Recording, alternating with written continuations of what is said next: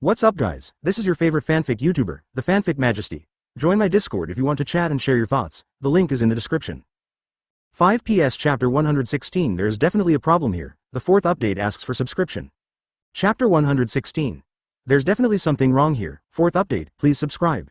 I have decided to submit to Gilgamesh and hand over Dressrosa to him. As soon as these words were spoken, everyone in the audience could only describe their feelings with two words, confused and bewildered. What's going on? How did this situation come about? However, King Riku's face was serious, and he said to the guards, "Why haven't you put down your weapons and pay your respects to the new king?" "King, what is going on?" Kairos, covered in blood, stared at the sky with his eyes wide open. Kairos was the legendary hero of the Dressrosa arena, with an incredible record of 3,000 undefeated battles.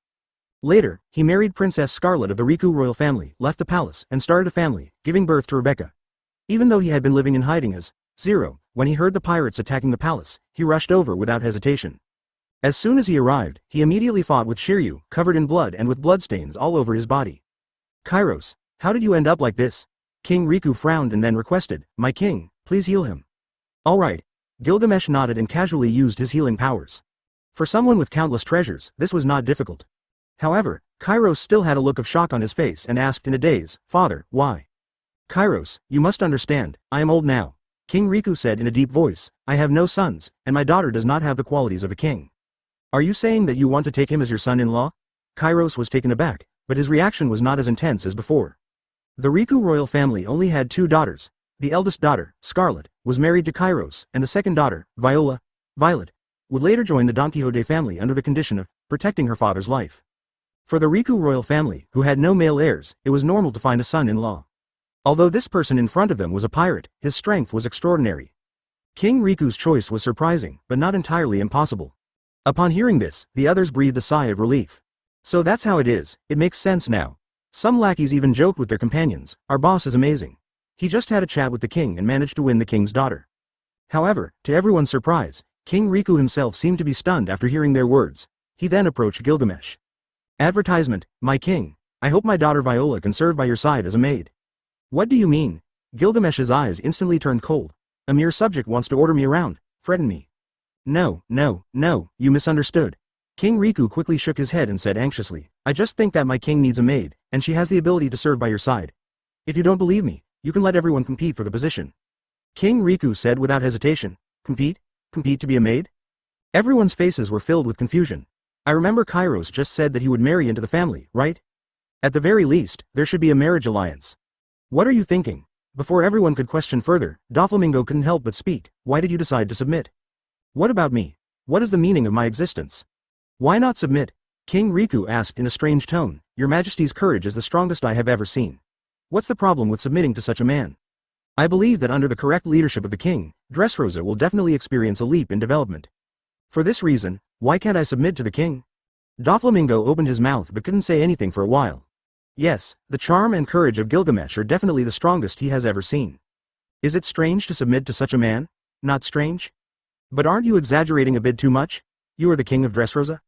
Wanting to say something more, but seeing Shiryu and others looking at him with strange eyes, even the eyes of his subordinates were filled with strangeness. "Advertisement? What's wrong?" "Doflamingo." Gilgamesh spoke softly, "Are you so dissatisfied with seeing me accept another vassal?" The gaze of the crowd was subtle. "Yes, although we were prepared for battle a long time ago, why make it more troublesome when it can be easily resolved? Although we also find it inexplicable that King Riku would submit, but..." "What do you mean?" Doflamingo opened his mouth but couldn't speak in the end. It's not too strange for him to have ulterior motives. In fact, among many powerful pirates, he is not the only one with sinister intentions. "But what does this display of yours mean?" "No, I dare not, Your Majesty." Doflamingo gritted his teeth and lowered his head. At this time, he didn't dare to cause any more trouble.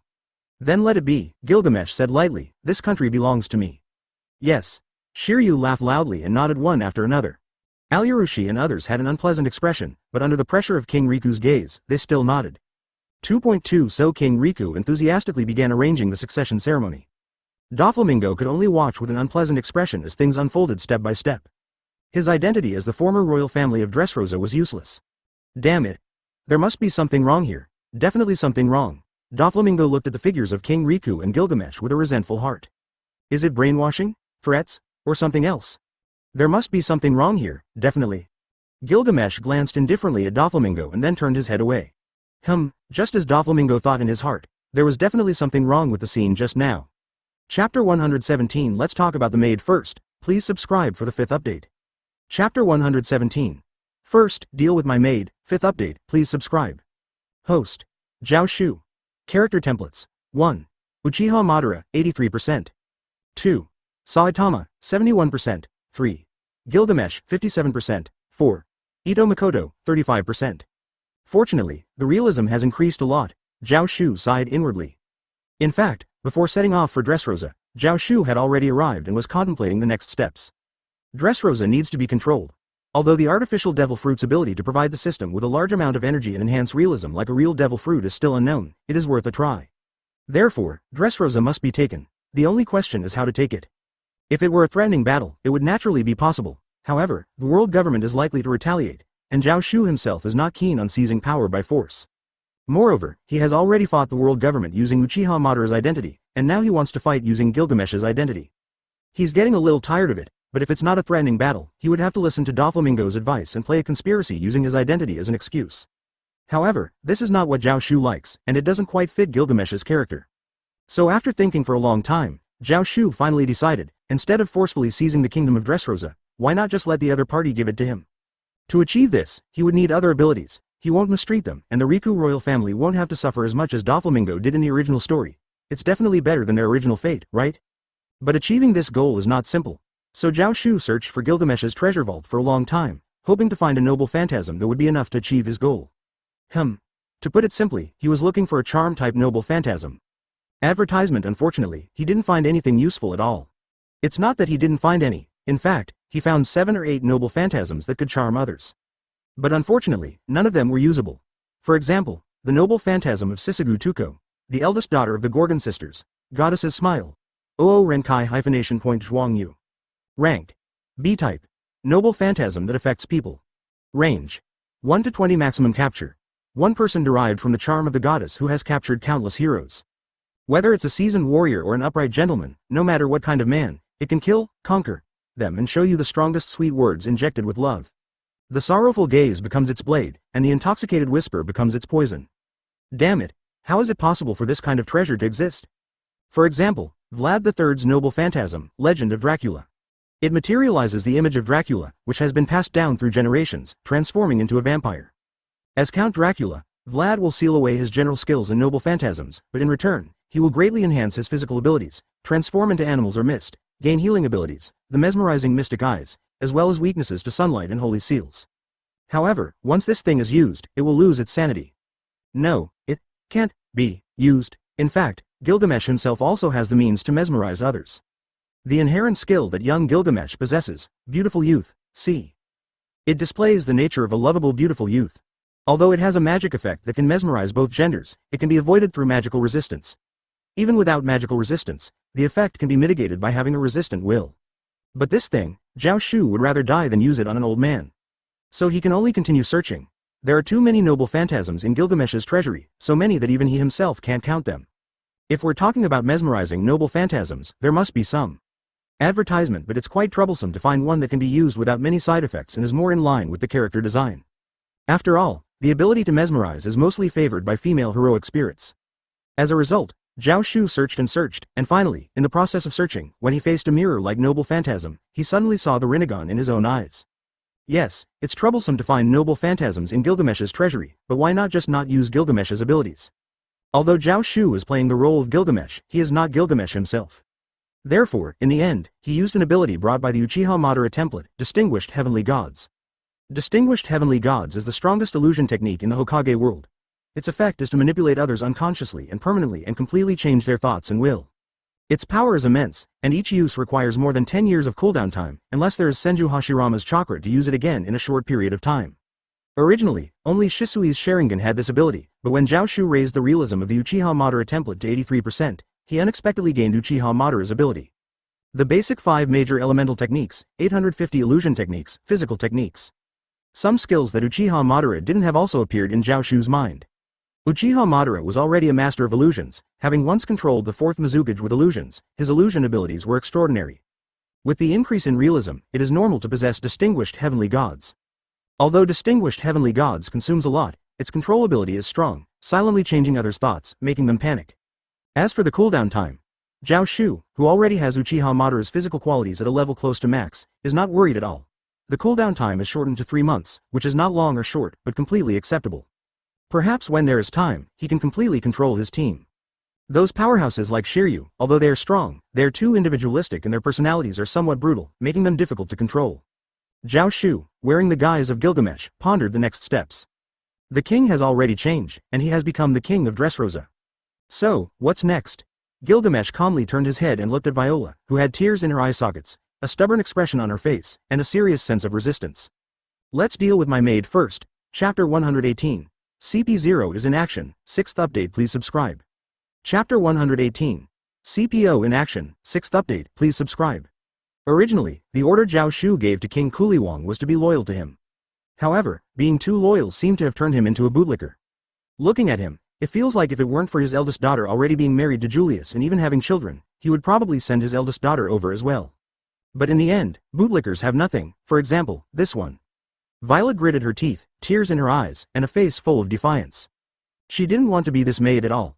Thinking about it, it's quite normal. She's only 18 or 19 years old now, and she has been a princess since she was a child. Although she's not spoiled, it's still similar. Someone like her being ordered by her own father to be a maid. Gilgamesh suddenly spoke up, pour me a glass of wine. Yes. Violet's lips moved, finally responding. But secretly. Do I poison him, or assassinate him, or just bite him to death? Zhao Xu looked at Violet, who had turned around. The sound of her biting her own little teeth was harsh, making him sigh inwardly. He didn't need to guess her inner thoughts, he could already figure them out clearly. But, this maid is really worth keeping, Zhao Xu sighed inwardly. Not only because Violet is the daughter of King Kuliwang, but also because of Violet's abilities. She is a Paramecia Devil Fruit user, an observer who can see through all lies. The observer fruit can see through lies and expand one's field of vision, making it twice as practical as a telescope. Although it doesn't have no attacking power, the ability to see through all lies is more important than attacking power. Seeing through lies, how useful is that for future dealings with the underworld? Just look at Doflamingo's actions after taking over Dressrosa, and you'll understand.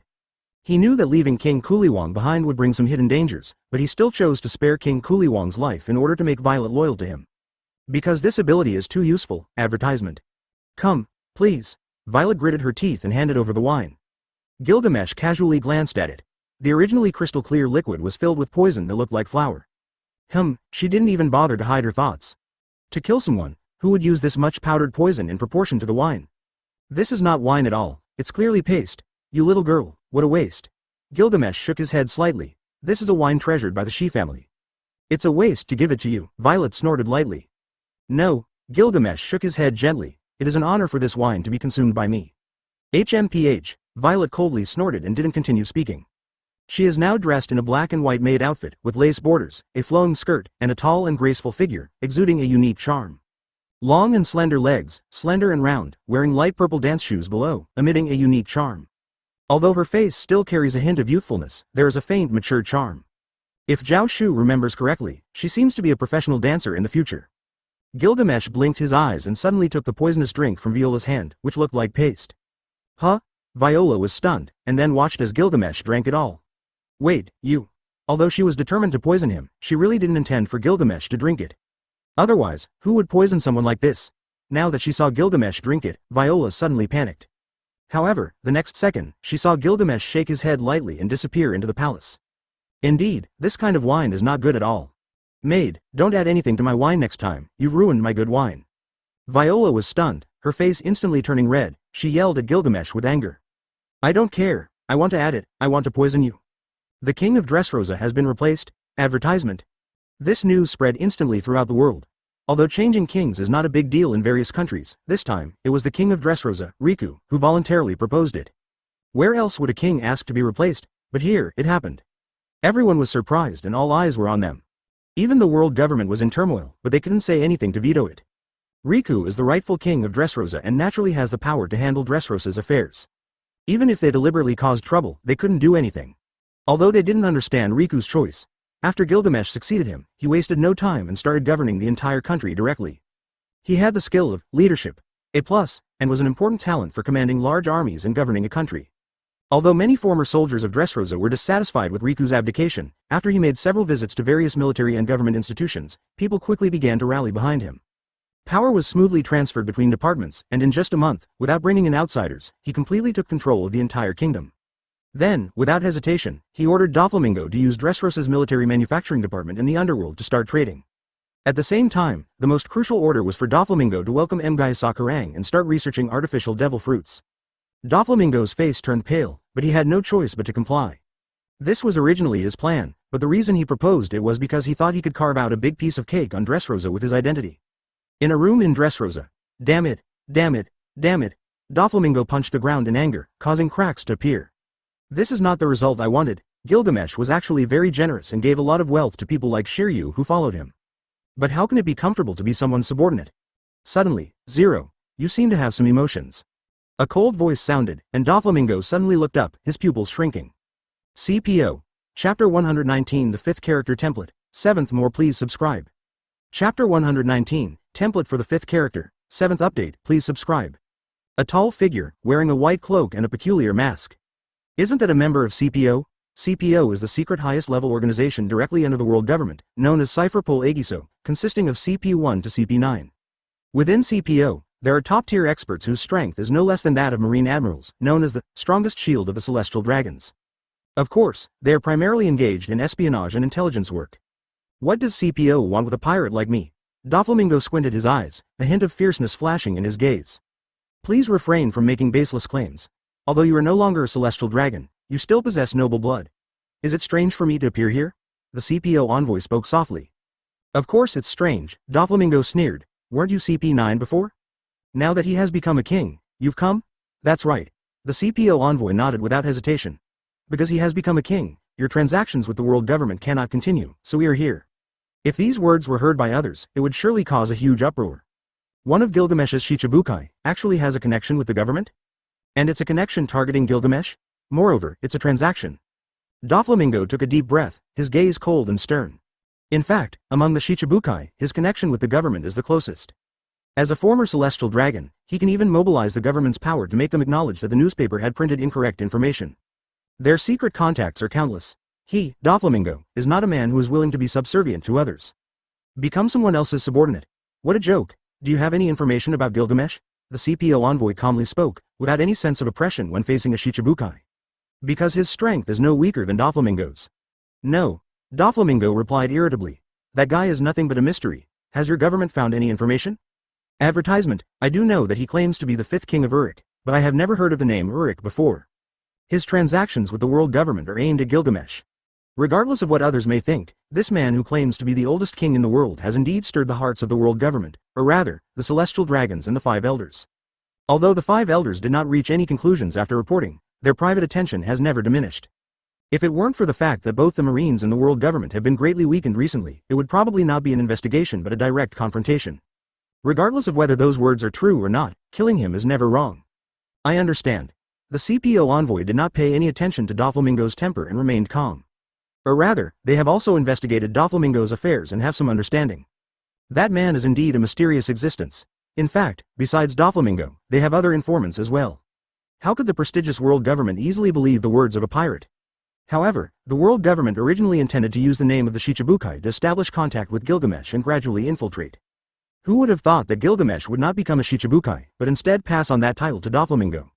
Fortunately, Doflamingo is an ambitious person and immediately allied with the world government, ready to overthrow his own boss at any time. His bloodline as a celestial dragon makes him trustworthy in this matter. So the world government made a mistake by going along with it. What are you going to do next? Originally, I planned to take the throne of Dressrosa first and then take you to conquer him.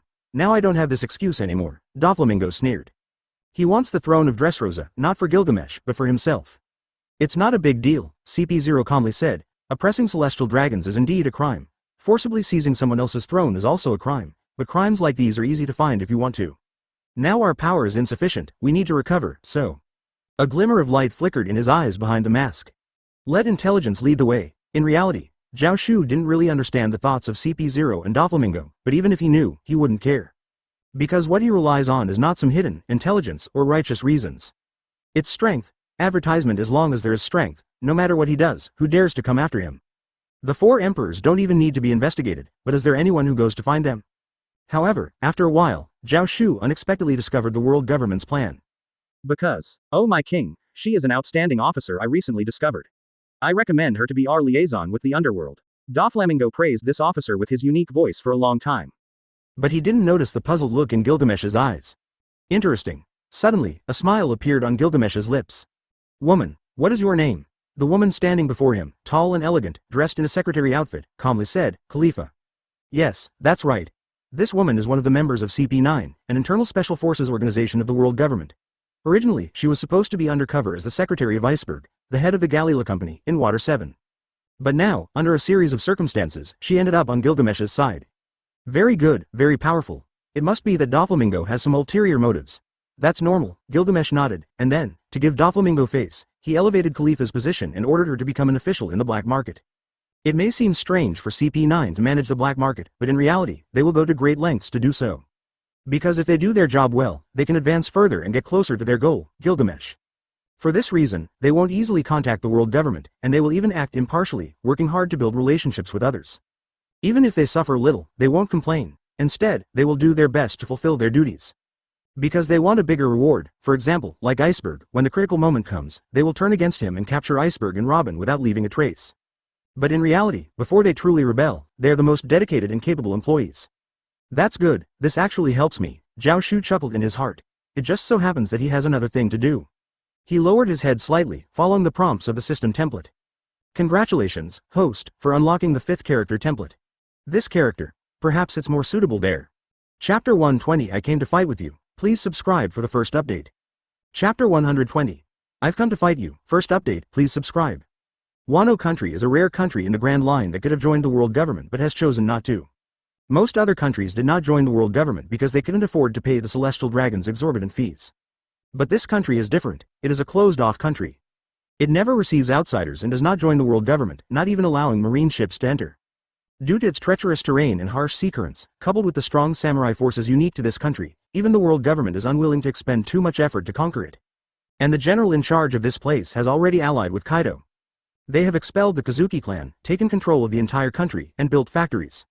Although everything is still in its early stages and hasn't reached the point of complete dominance, the signs are already emerging. Ha ha ha, kill them. Anyone who dares to resist the general will die. I can't believe they not only resist the general but also question Kaido and his factories. They deserve 1,000 deaths. What used to be a thriving village is now engulfed in flames. Countless men riding dinosaurs or wielding swords laugh maniacally as they pillage and kill. This situation has occurred many times in Wano country. Kaido has established heavily polluting factories in Wano country, exploiting its people and polluting the environment. Countless black smoke rises from the chimneys. The pollution has reached a point where even drinking water from contaminated streams requires medical attention. After all, the alliance between General Kurozumi Orochi and Kaido has lasted for over 10 years, and the Kazuki clan, who once ruled Wano country, has disappeared. The samurai and ninjas who served them have also vanished along with the Kazuki bloodline, leaving only a prophecy of 9 red scabbards, who will avenge Odin and overthrow General Orochi 20 years later. Despite General Kurozumi Orochi's frantic search, he has not found the bodies of the 9 red scabbards, which has become a thorn in his side. However, because of this, he is even more crazed in his search for any remaining Kazuki descendants among the people, including but not limited to the samurai, ninjas, and civilians who were once under the Kazuki clan. This is just one of the countless places that have been destroyed. Did anyone escape? The leader of Kaido's pirate crew, Hold'em, shouted. There's one girl, his subordinate immediately reported. Advertisement, what are we waiting for then? Chase after her, Hold'em laughed heartily. Soon, they mounted their dinosaurs and gave chase. But they hadn't run far when everyone's expressions suddenly changed. An invisible pressure suddenly descended upon them, as if they were carrying a heavy burden, weighing them down. What's going on? Everyone's faces turned pale as they hurriedly held onto their dinosaur mounts. Hold'em's face also showed a hint of seriousness. Something doesn't seem right. This forest, it's intense. Finally, you've arrived. A soft sigh, unheard by the others. The wind gently swayed a bell, producing a clear ringing sound. The members of Kaido's pirate crew formed a defensive circle, drawing their swords. Who goes there? Hold'em's face showed a grave expression. He is the top fighter of the Kaido pirates. Before the Wano country, there was no steelmaking technology in forging, so all the tools were made of wrought iron and repeatedly quenched. Therefore, in order to make a sword, hundreds of sword bodies were prepared in advance and melted together to create a thick blade. Among them, some may break and become scrap due to factors such as quenching, so often only a few swords are finally made. The most successful work among these few swords is called the top fighter.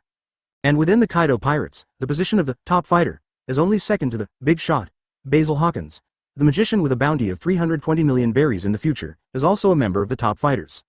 With a bounty of 210 million berries in the position of the top fighter, it shows his strength. But now, even with his formidable strength of 210 million berries, he feels a sense of pressure. Are they the orphans of the Kazuki family or the samurai of Wano? Hold'em squinted his eyes and scanned the surroundings.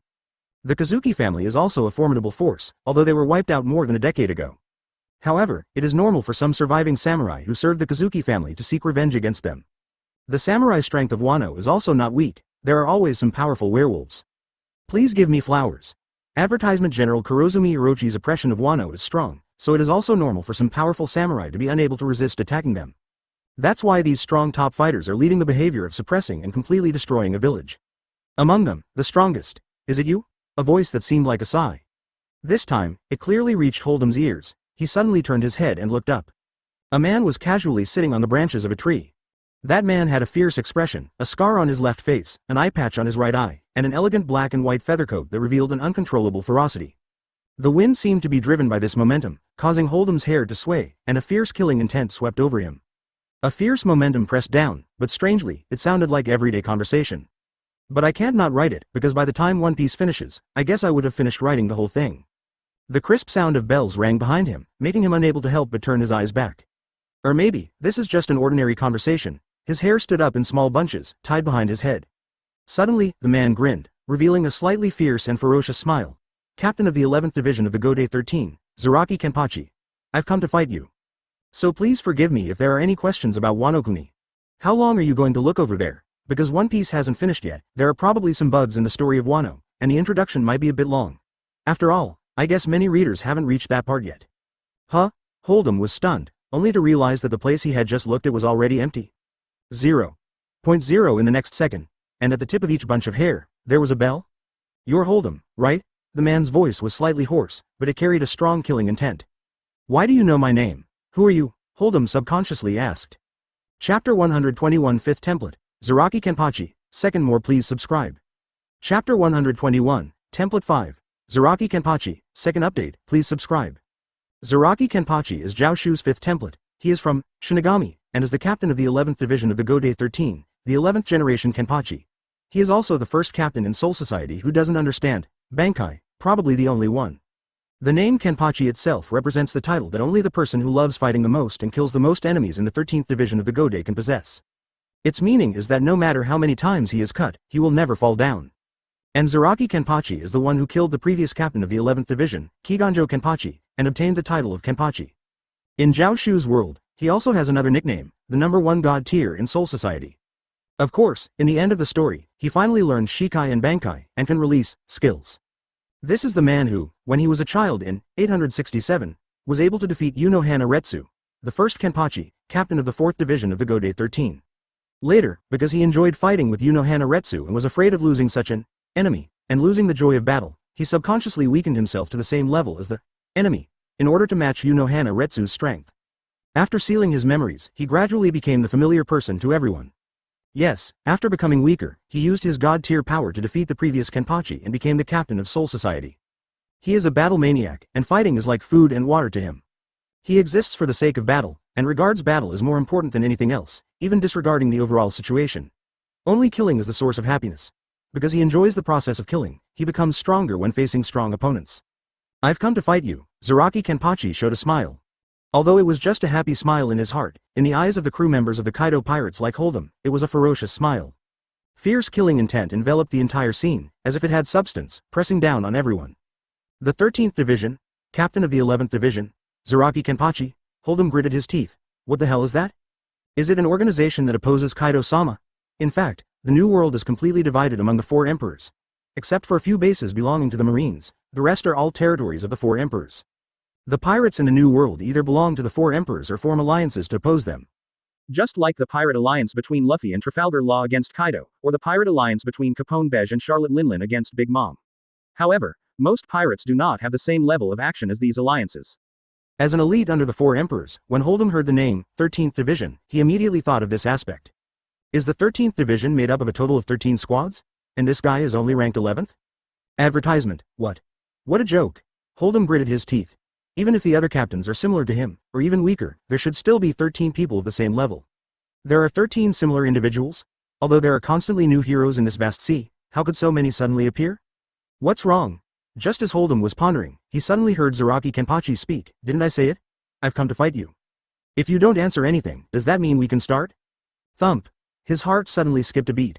Hold'em instinctively took a few steps back, waving his big hand. Everyone, attack together.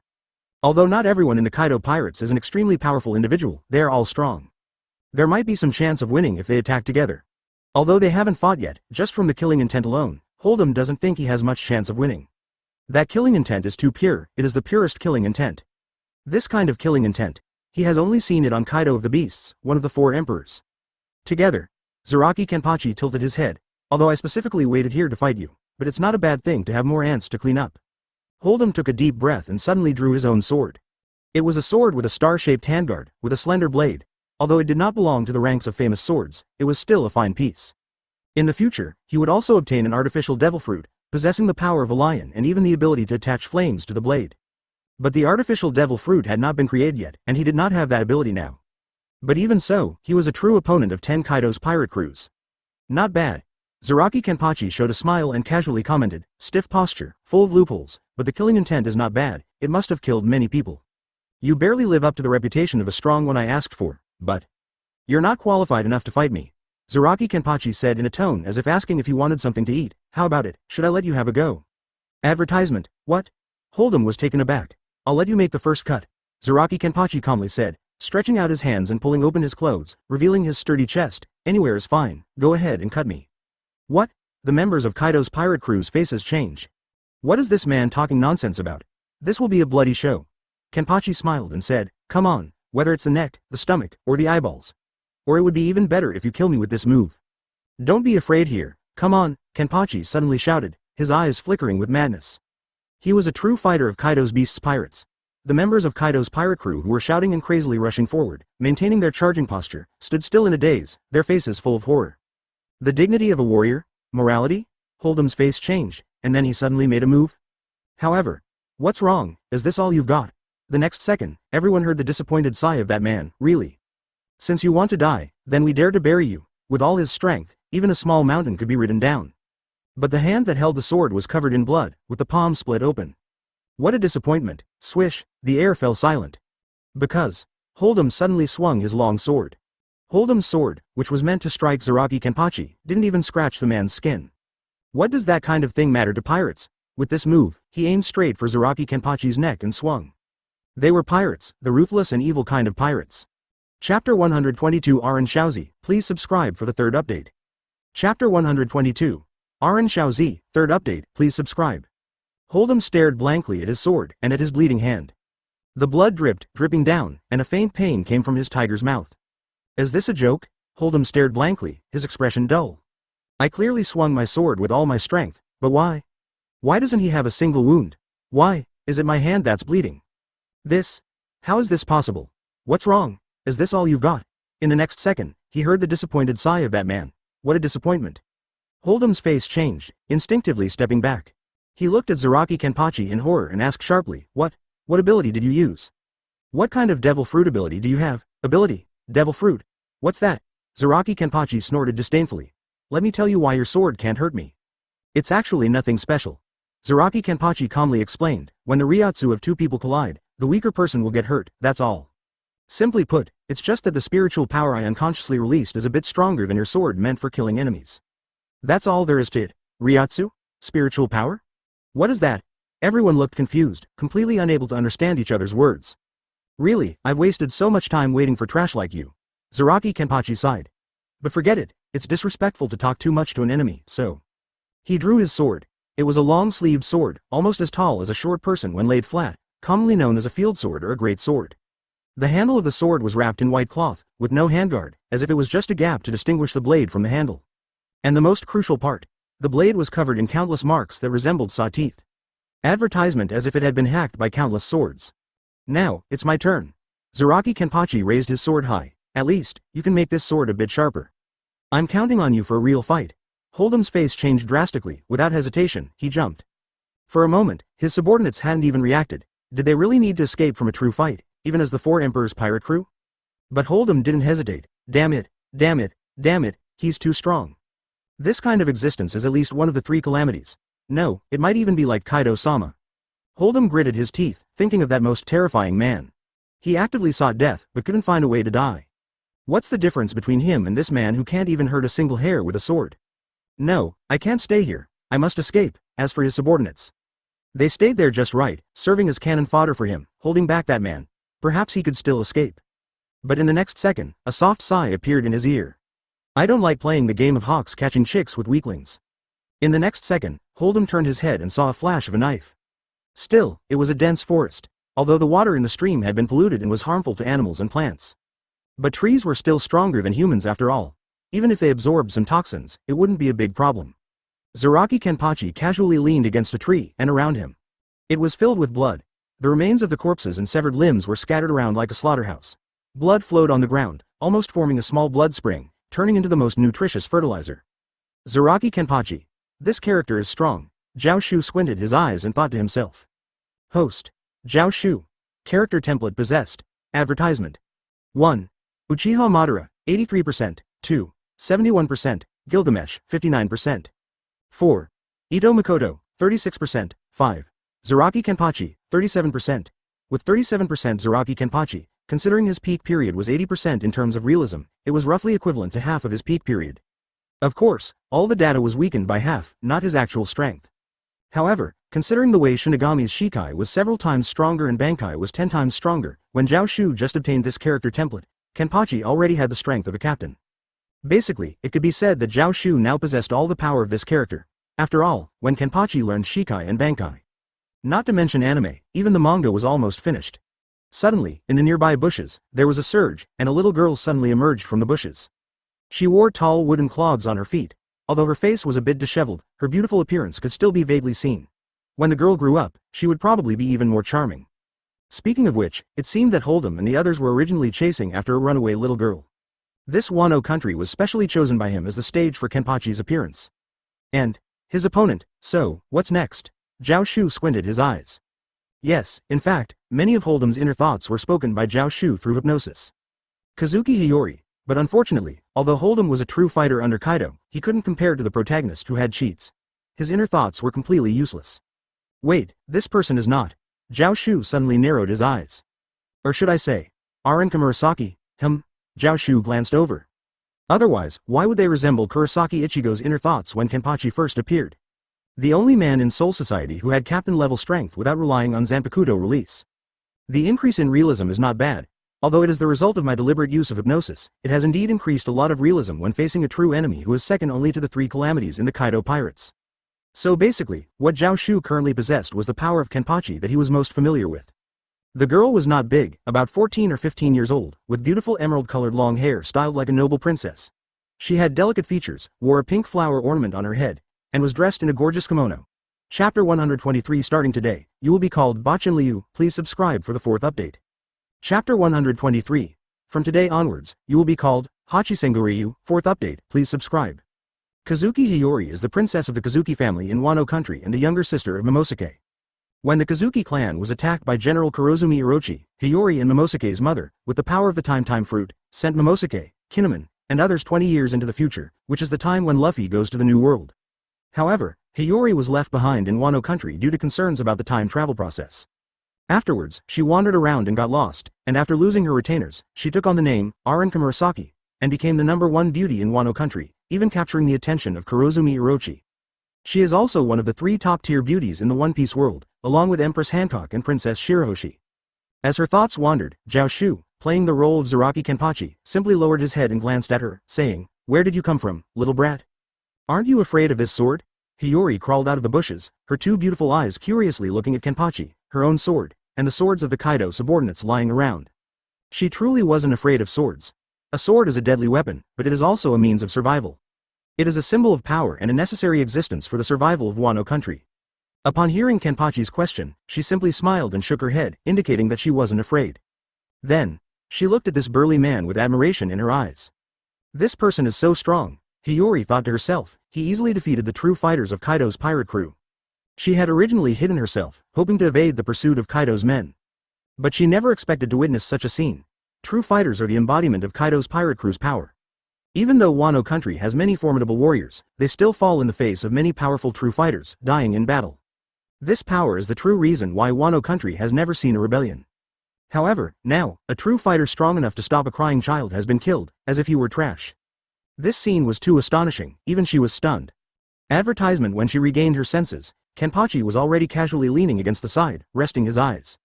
Hiyori and Kaido's pirate crew, as well as General Kurozumi Orochi, are mortal enemies. She saw someone daring enough to kill Kaido, so naturally, she wouldn't harbor any hatred. But she also wouldn't have the intention to approach him voluntarily. If she were to approach anyone she saw, she wouldn't be able to grow slowly and survive these 20 years, eventually getting close to her archenemy, Kurozumi Orochi. Originally, she planned to retreat and escape from here. However, when she was about to retreat after being captivated by what she saw earlier, she accidentally stepped on a dry branch and made some noise. How could such a formidable warrior not hear the sound she made? So, she gritted her teeth and boldly walked out. In reality, she didn't know that with the current personality of Zhao Xu's Zaraki Kenpachi, even if a weakling made a sound, he wouldn't care at all. In his eyes, there are only the strong, or rather, only through battle. Kazuki Hiyori stepped forward, revealing an innocent smile. As someone who has been hunted by Kaido since childhood, left her retainers and continued to survive, and even became a courtesan, she is not naive. But she is very good at acting. At this moment, showing an innocent smile can lower the opponent's vigilance. In her heart, Kazuki Hiyori said to herself as she slowly approached. Not too fast to arouse the opponent's vigilance, but not too timid to arouse suspicion. However, in reality, Kazuki Hiyori's actions were completely in vain. She only heard Zaraki Kenpachi speak up, "Little brat, what's your name?" Ah! Kazuki Hiyori was stunned. A hint of panic flashed in her eyes. Could it be that this man has discovered my identity? Finding a member of the Kazuki bloodline could earn a considerable reward from Kurozumi Orochi. Don't have one, Zaraki Kenpachi calmly said. Advertisement? Kazuki Hiyori's eyes turned, immediately giving a reasonable reason. Samurai-sama, my head feels a bit dizzy, I don't remember my name. I have amnesia. Amnesia is a convenient excuse. If there are any actions in the future that don't fit the amnesia persona, I can still cunningly say, I have intermittent amnesia. I just don't remember my name, but I remember some other things, and other excuses. Although this is a very cliché reason, when combined with Kazuki Hiyori's sincere expression, it is enough to make ordinary people trust her. In reality, she often uses various tricks to deceive wealthy landowners who oppress the common people, obtaining a large amount of ill-gotten wealth from them, causing them to lose everything. And those wealthy landowners, even if they know they have been deceived, still willingly come to her. It's all because of her expression, although many people know her reputation, and even she herself has been tricked before. But when faced with her smile again, they just can't believe that she would have any ill intentions. Yasutora. Zaraki Kenpachi suddenly spoke. Kazuki Hiyori was stunned. Then from now on, just call yourself Yasutora, Zaraki Kenpachi calmly said. I just hope that there is at least one person in this world who can call themselves that. Here you go. Kazuki Hiyori was stunned, and subconsciously murmured, Yasutora. Yasutora, Zaraki Kenpachi calmly said, his voice as hoarse as ever. Even in this world, I hope there is at least one person who can call themselves that. Kazuki Hiyori paused for a moment, then showed a smile. Okay, then I'll call myself Yasutora from now on. Names and such don't mean anything to her. After all, she can't use her own name in this country ruled by Kurozumi Orochi. So it's not strange to change it to Yasutora. Although this name is indeed strange, she doesn't mind. What's the difference in using an alias? However, she didn't see Zaraki Kenpachi, or rather, Zhao Xu, show a smile. Very well, I'll trouble you to play the role of Yasutora well and accompany me in this performance. Chapter 124. You will become the enemy of Kaido and the General. The 5th update asks for subscription. Chapter 124. Acting as my Yachiru in the world of Shinigami, Madara Mikaku, a subordinate of Zaraki Kenpachi, once said the following. Naming the opponent you want to kill is a rule that the person who taught me how to fight will definitely mention. Because someone who is already determined to die on the battlefield at least wants to know who killed them. Although it didn't specify who taught him how to fight, it's most likely Zaraki Kenpachi. Because Zaraki Kenpachi remembers the names of those he can fight against. Zaraki Kenpachi was either very strong or very weak when he was young. Because he enjoyed fighting with Unohana Retsu, he was afraid of losing such an enemy, and losing the joy of battle. In order to match Unohana Retsu's strength, he subconsciously weakened himself to the same level as the enemy, and was defeated. Later on, he chose to seal his own power in order to enjoy the fight. As a result, he eventually lost his memory and wandered in Rukongai. However, even so, he still remembered the name, Yachiru. Naming Kusajishi Yachiru was because even if Kenpachi lost his memory, he faintly remembered the name Yachiru, Unohana Retsu, also known as Uazan Hachisu Ryu. So, he named her Yachiru, and now, 543. Please play the role of my Yachiru well. Zhao Xu squinted his eyes and glanced at the girl beside him. Without knowing it, long played the role of Senju Hashirama, greatly enhancing the realism of Uchiha Madara. So now, please play the role of my Yachiru well. Kusajishi Yachiru is innocent and naive, and Kazuki Hiyori can achieve a similar performance with an acting face. Anyway, everyone is acting, as long as the effect is achieved. I don't mind what you think in your heart. Of course, the two have just met, Kazuki Hiyori. Or rather, Yachiru is not brave enough to jump on Zaraki Kenpachi's back like Kusajishi Yachiru. So, you want to find a strong opponent? Kazuki Hiyori asked with curiosity. The two walked in the forest, and Zaraki Kenpachi's tall body avoided the branches beside him and walked forward slowly. Yes, Zaraki Kenpachi responded calmly. It's a waste of time for me to look for him for so long, and the result is disappointing. He did indeed look for a specific opponent, advertisement. Originally, after Zhao Xu arrived in Wano country, he pretended to be someone who knew nothing and specifically asked people who was strong.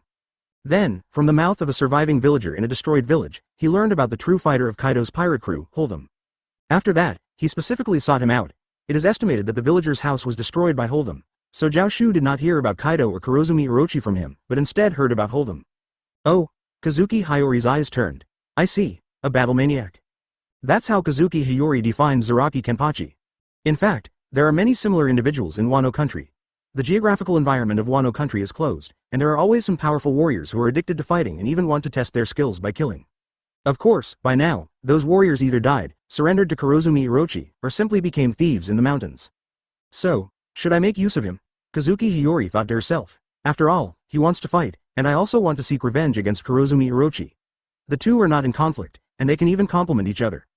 Kurozumi Orochi has quite a few strong individuals on his side, including the warriors of Wano country and Kaido's subordinates. He himself is also a capable individual. Since Kenpachi wants to fight and wants to fight against strong opponents, it's normal to let him take action, right? However, after a moment of contemplation, Kazuki Hiyori ultimately did not reveal the information about Kurozumi Orochi. Kurozumi Orochi is very powerful and extremely cunning. But the group led by Kaido is even stronger. It's better not to provoke those people. Kazuki Hiyori's mouth curled, thinking to herself, although I feel that with his personality, he will definitely run into those people. But isn't it good to live one more day? Even if Zaraki Kenpachi easily defeats Kaido's top subordinates, she doesn't think Kenpachi will win. After all, they're the four emperors. Oh, it seems like you have a bit of kindness. Zhao Xu's mouth curled upwards. He naturally understood the thought process of a young girl. No matter how Kazuki Hiyori calculated in her heart, that trace of kindness remained. But this will affect my plan. It will take a lot more time, Zhao Xu thought to himself. He was prepared to take down Kaido. Suddenly, advertisement.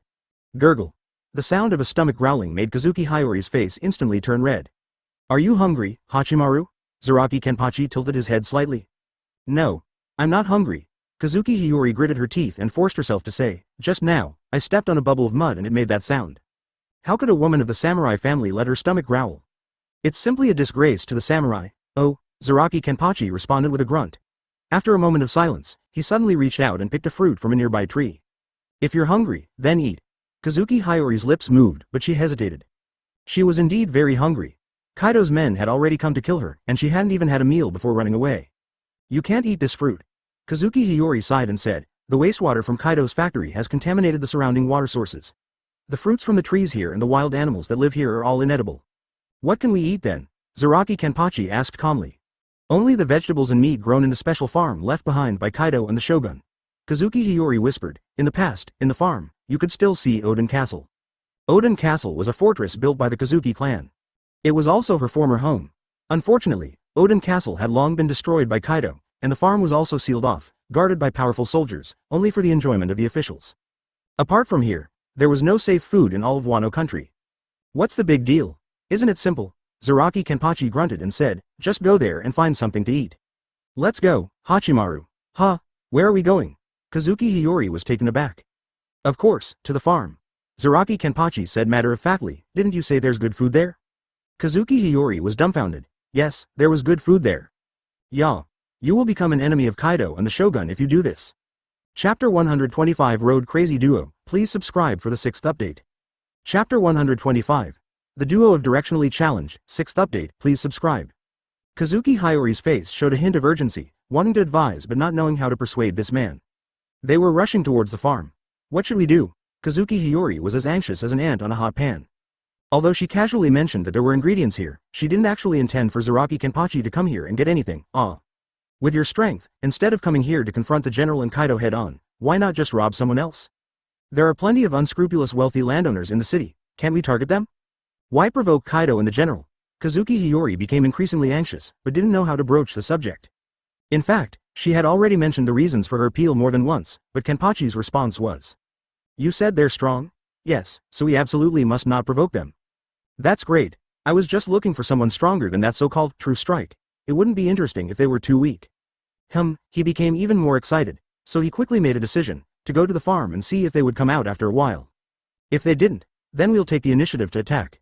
Zaraki Kenpachi never lacked the subjective initiative to pursue battle. What should we do now? Kazuki Hiyori forced a bitter smile, but could only lie on Zaraki Kenpachi's back and sigh helplessly. Now she was lying on Zaraki Kenpachi's back because he found her too slow and thought it would delay the fight. So he followed her suggestion subconsciously. As a samurai, wouldn't it be undignified to have someone lying on top of you? Especially a girl like herself. But, with his spacious back and agile body, even if his pace was extremely fast, not a single gust of wind would touch her. Unknowingly, she felt a sense of security. Where should we go next? Zaraki Kenpachi asked while running. Let me see. Kazuki Hiyori emerged from behind and looked around, pointing to one side. Turn left at the fork. "Oh." Advertisement. Zaraki Kenpachi responded and continued running. 30 minutes later. The two of them looked at the cliff in front of them, completely dumbfounded. "Hey, how did you give directions?" Zaraki Kenpachi sighed. "That's strange, it shouldn't be like this." Kazuki Hiyori looked confused. She didn't intend to give the wrong direction, she was genuinely leading the way.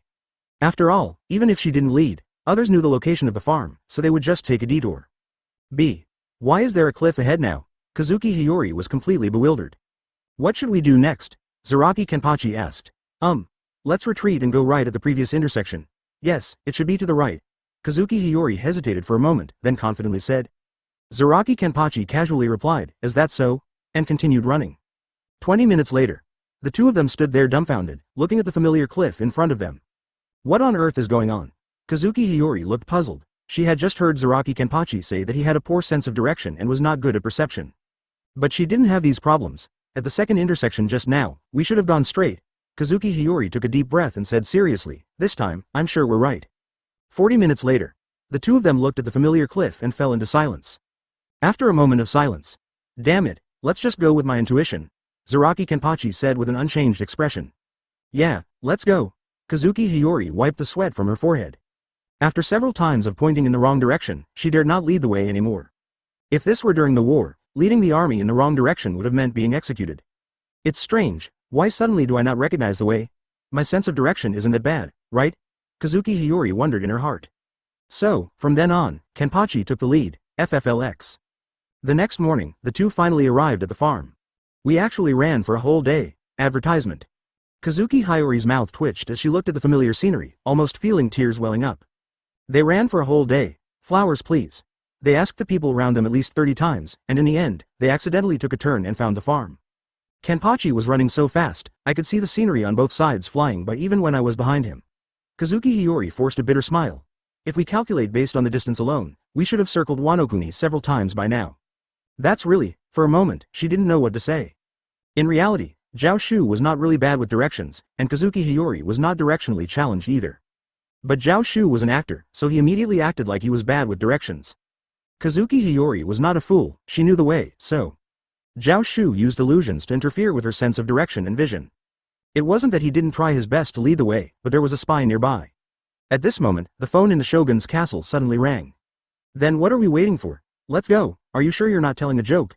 We don't have April Fool's Day in Wano-kuni?" Shogun Kurozumi Orochi frowned and answered the phone. Although Wano-kuni did not have telephones like the outside world, they had intelligent snails, a tool similar to telephones. Wano-kuni, the flower capital. Initially absent-minded, he suddenly stood up and his face changed drastically after listening to the voice on the phone for only 3 seconds, he looked gloomy. Or rather, it may be the only place still thriving. After all, from what you guys have said, this place seems important. "Very well, it looks like you'll be able to have lunch soon," Zaraki Kenpachi said calmly, his voice as hoarse as ever. It seems so." Zaraki Kenpachi's mouth revealed a hint of madness, but it doesn't matter, there should be strong fighters in the farm.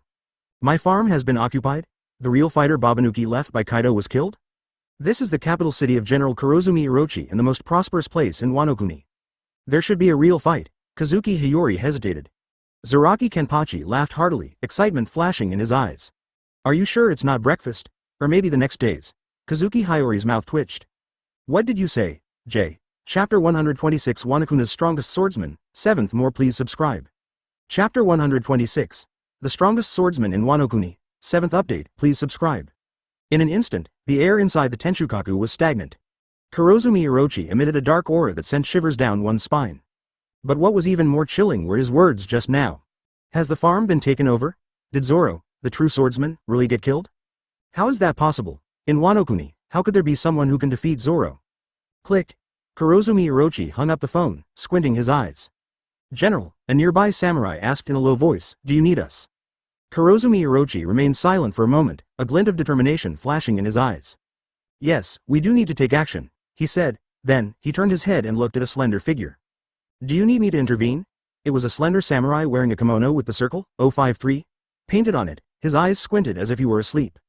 Kiyoshiro, the official merchant of the Kurozumi family, the money changer, and most importantly, he is the only person in Wano-kuni, apart from Kaido's crew, who dares to question Kurozumi Orochi's orders.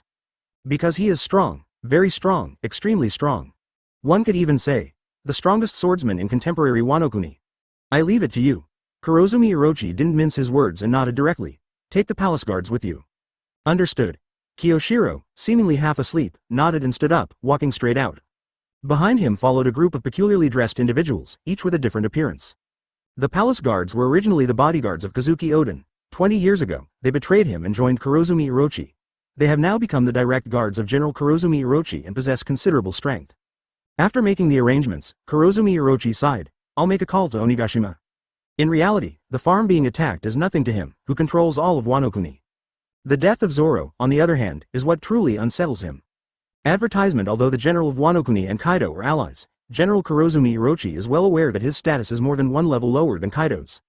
He relies on his formidable strength and the alliance's name. But this ally must absolutely not be offended. Without hesitation, he dialed Onigashima. Onigashima is the base of Kaido and his crew, located near Wano-kuni, or rather, it used to be part of Wano-kuni. The call was quickly answered. Hello, a greasy voice sounded. Queen. Kurozumi Orochi frowned. Why is it you? Where's Kaido? The captain went out, probably looking for excitement somewhere. The voice on the other end sounded indifferent. What's up? Do you have something to discuss? It's the same with him. So after a moment of silence, Kurozumi Orochi spoke directly. I just received news that my farm has been taken over by a group of people, and your Zoro has died. I've already sent Kiyoshiro over, it shouldn't take long. Before Kurozumi Orochi could finish speaking, an angry voice filled with rage came from the Den Den Mushi. Who did it? Who is it? They dared to provoke us, the beast's pirates.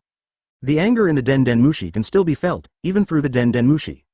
Kurozumi Orochi remained silent for a moment and said, it's a man named Zaraki Kenpachi. He claims to be the captain of the 11th Division of the Gode 13. Meanwhile, inside the farm, he actually did it so easily. Kazuki Hiyori looked at the sturdy figure in the distance and couldn't help but bite her lip. Zaraki Kenpachi, this man once again effortlessly defeated a powerful opponent and cut him down with one slash. So strong, too strong. Babanuki is definitely not weak among the powerful opponents. But he was still easily killed by this man, just like before. Even if the opponent could freely attack him, he couldn't even cut through his skin. Who is this person? Yoruichi couldn't help but wonder in her heart. The Gode 13th Division, what is that? It sounds a bit like the former Onmitsukido of our family. The term, division, is unique to Wano country and cannot be heard in the outside world. Advertisement. But if it's a term from Wano country, why hasn't she ever heard of a similar name? And are there really 13 people, all of them as powerful as him? Her thoughts were chaotic, but Kazuki Hiyori quickly shook her head. She had more important things to do now. Hurry, faster, Kazuki Hiyori couldn't help but shout, quickly move everything, otherwise when the general's men arrive, there will be nothing left. Not far away, a large group of people were excitedly moving food. Fruits, vegetables, rice, flour. They even refused to abandon the husks of rice and wheat, directly packing them all up and moving them down, bag after bag. These people were all called by her. The farm was too big, originally enough to supply the food for all the officials and the people who served them. It was impossible for her to finish it alone. So she simply called the villagers around her to help move it. Take as much as you can, and once you take it, it's yours. Kaido and the general have been exploiting the people of Wano country too much, they can't even guarantee food. Now that they have learned that the food here can be taken freely, everyone, whether they are 70-year-old old men or 5-year-old children, is desperately moving the food. Other things can be left behind, but the food must be taken. This is their guarantee for survival in the future. In fact, if it weren't for Kazuki Hiyori not revealing her surname and only calling herself Hachimaru, it is estimated that the villagers of Wano country would kneel before her and ask her to lead them in resisting the general. The people of Wano country have been suppressed and suffered too much. Just a spark, and it will immediately ignite the fire. Kazuki Hiyori sighed and couldn't help but look at the man sitting at the entrance of the farm with his eyes closed. The solid arms, sturdy figure, all give a sense of security. After hesitating for a moment, Kazuki Hiyori walked to the side of Zaraki Kenpachi. Please prepare for battle, Kazuki Hiyori whispered. The farm is not far from the flower capital. Even if we kill most of the samurai and pirates, and kill their mounts, it will make it difficult for them to contact the general. But with such a short distance, they will definitely react quickly. That's why she kept encouraging the people of the country to quickly move the food. Because there is simply not much time. Suddenly, Zaraki Kenpachi opened his eyes. No need, they're here. Chapter 127. If it wasn't for acting, Lousy would kill you with one knife. The first update asks for a subscription. Chapter 127. If it weren't for acting, I would chop you to death. Lousy, first update, please subscribe. No need, they're here, came the calm words, causing Kazuki Hiyori's heart to tremble. Subconsciously, she followed Zaraki Kenpachi's gaze into the distance, and sure enough, she saw a group of people. A group of people, each with a different appearance. There were elderly people with long heads, young men in ninja outfits, dancing women with musical instruments, and children wearing kimonos. The Oniwabanshu. Kazuki Hiyori's heart trembled. These people were once part of her Kazuki clan but eventually betrayed them. And the reason Kurozumi Orochi was willing to subdue them was not only because they had already betrayed before the decisive battle, but also because they were extremely powerful. So, he was willing to give them a chance. In fact, their strength was proven by many future tasks. The Oniwabanshu had always been the main force in suppressing the rebellion in Wano-kuni, appearing in various locations. Seeing the traitors of her own clan, Kazuki Hiyori naturally felt a surge of new and old hatred. However, her gaze was more focused on the man leading them. Shinobu. He's here too. Kazuki Hiyori's face changed slightly. What, is he strong? Zaraki Kenpachi grinned. I can feel the killing intent from him. Killing intent? Kazuki Hiyori was stunned, keenly noticing the crimson on Shinobu's body. He killed people. No, not just him. Kazuki Hiyori's heart trembled. The members of the Oniwabanshu also carried a hint of bloodiness to varying degrees. They are the villagers who came down from the mountain. Kazuki Hiyori gritted her teeth, immediately realizing this fact. The villagers were encouraged by her to come and transport food, but unfortunately, they encountered them. In fact, all the villagers were well aware of the risks of transporting food, and even had some suspicions of retaliation afterwards. But in the face of imminent starvation, who would care about revenge? Even if there was revenge, I'll wait until I'm full before worrying about it. Unfortunately, although most of the people were safe, there were still some who couldn't avoid it. Kazuki Hiyori bit her lip, feeling powerless about this. She could only try to make the villagers move faster and avoid the possible routes of the enemy as much as possible.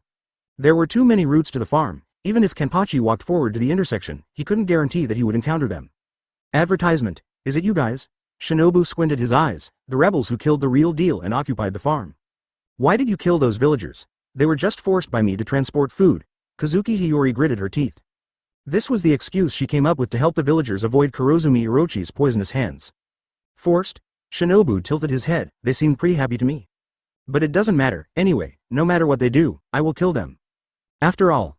He raised his head, revealing a smile that was not quite a smile. I am the general's dog. The general's order is to kill the thieves who occupied the farm, along with the surrounding civilians. Together? Even the civilians? Kazuki Hiyori's face changed slightly. Shinobu's eyes carried a smile. After all, those ignorant people knew that the general's enemies were here, but they still didn't go all out to kill them. That in itself is a betrayal of the general. Kazuki Hiyori's heart trembled. As a young girl, even if she was very mature and even imagined the general to be extremely fierce. But I never expected that they would be even more ruthless than I imagined. Finally escaped. Zaraki Kenpachi yawned and slowly stood up. I'm getting tired of waiting. Oh, Suimi and Kwang Salang squinted his eyes, his gaze falling on Zaraki Kenpachi. The instinct of a swordsman told him that the man in front of him was very strong. HMPH. There's no need for Lord Kwang Salang to take action. The thief who stole the general's wealth will be captured and given to the general. The members of the Godai 13 snorted coldly and suddenly rushed forward. Each of them possessed unique skills and extraordinary strength. Kazuki Hiyori's expression changed slightly, about to give a warning. But in the next second, really, I don't really want to play with small fry for too long, after all. The one behind seems to be more interesting. Casual words, but they turned into 10 blood-red figures in front of them. Swish, swish, swish, the blades flickered, and that slender Zanpakuto instantly brought forth streaks of blood. And then, advertisement thump, thump, the sound of heavy objects falling to the ground.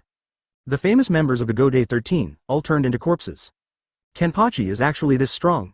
Kazuki Hiyori widened her eyes, a halo flowing in her beautiful eyes. Strength naturally attracts admiration, especially in this Wano-kuni. Oh, interesting. Suimian Kwang Salang revealed a smile. It's been a long time since I've seen such a powerful warrior. Be careful. Kazuki Hiyori hurriedly said. Kenpachi, Kwang Salang is strong, possibly the strongest swordsman in Wano-kuni. Wano-kuni's strength is formidable among the nations. Even the world government has no way to deal with him and can only reluctantly acknowledge Wano-kuni's isolation. Because the swordsmen of Wano-kuni are extraordinary. And Suimian Kwang Salang is the pinnacle among Wano-kuni's 38 swordsmen. However, before Kazuki Hiyori could finish speaking, she suddenly saw Suimian Kwang Salang's figure rushing out. Zaraki Kenpachi raised his hand, holding the slender Zanpakuto. Clang! The swords clashed, making a crisp sound. Indeed, very strong, but, swish, the blades flickered. A bloodstain was drawn across Zaraki Kenpachi's chest. He's injured. Kazuki Hiyori's expression changed slightly. The body that couldn't be harmed by Zanpakuto before was injured? Drip, drip, drip. Blood dripped, falling on the soil beneath their feet, making a muffled sound, leaving small red pits on the soft soil. However, the injured Zaraki Kenpachi instead revealed a happy smile. Those true fighters, with such a loud reputation, turned out to be a bunch of trash. I thought there weren't many capable fighters in Wano-kuni. What? Aren't there still a few capable fighters? Expressing extreme joy, as if he had obtained the most precious treasure. But in Zhao Xu's heart, he cursed loudly.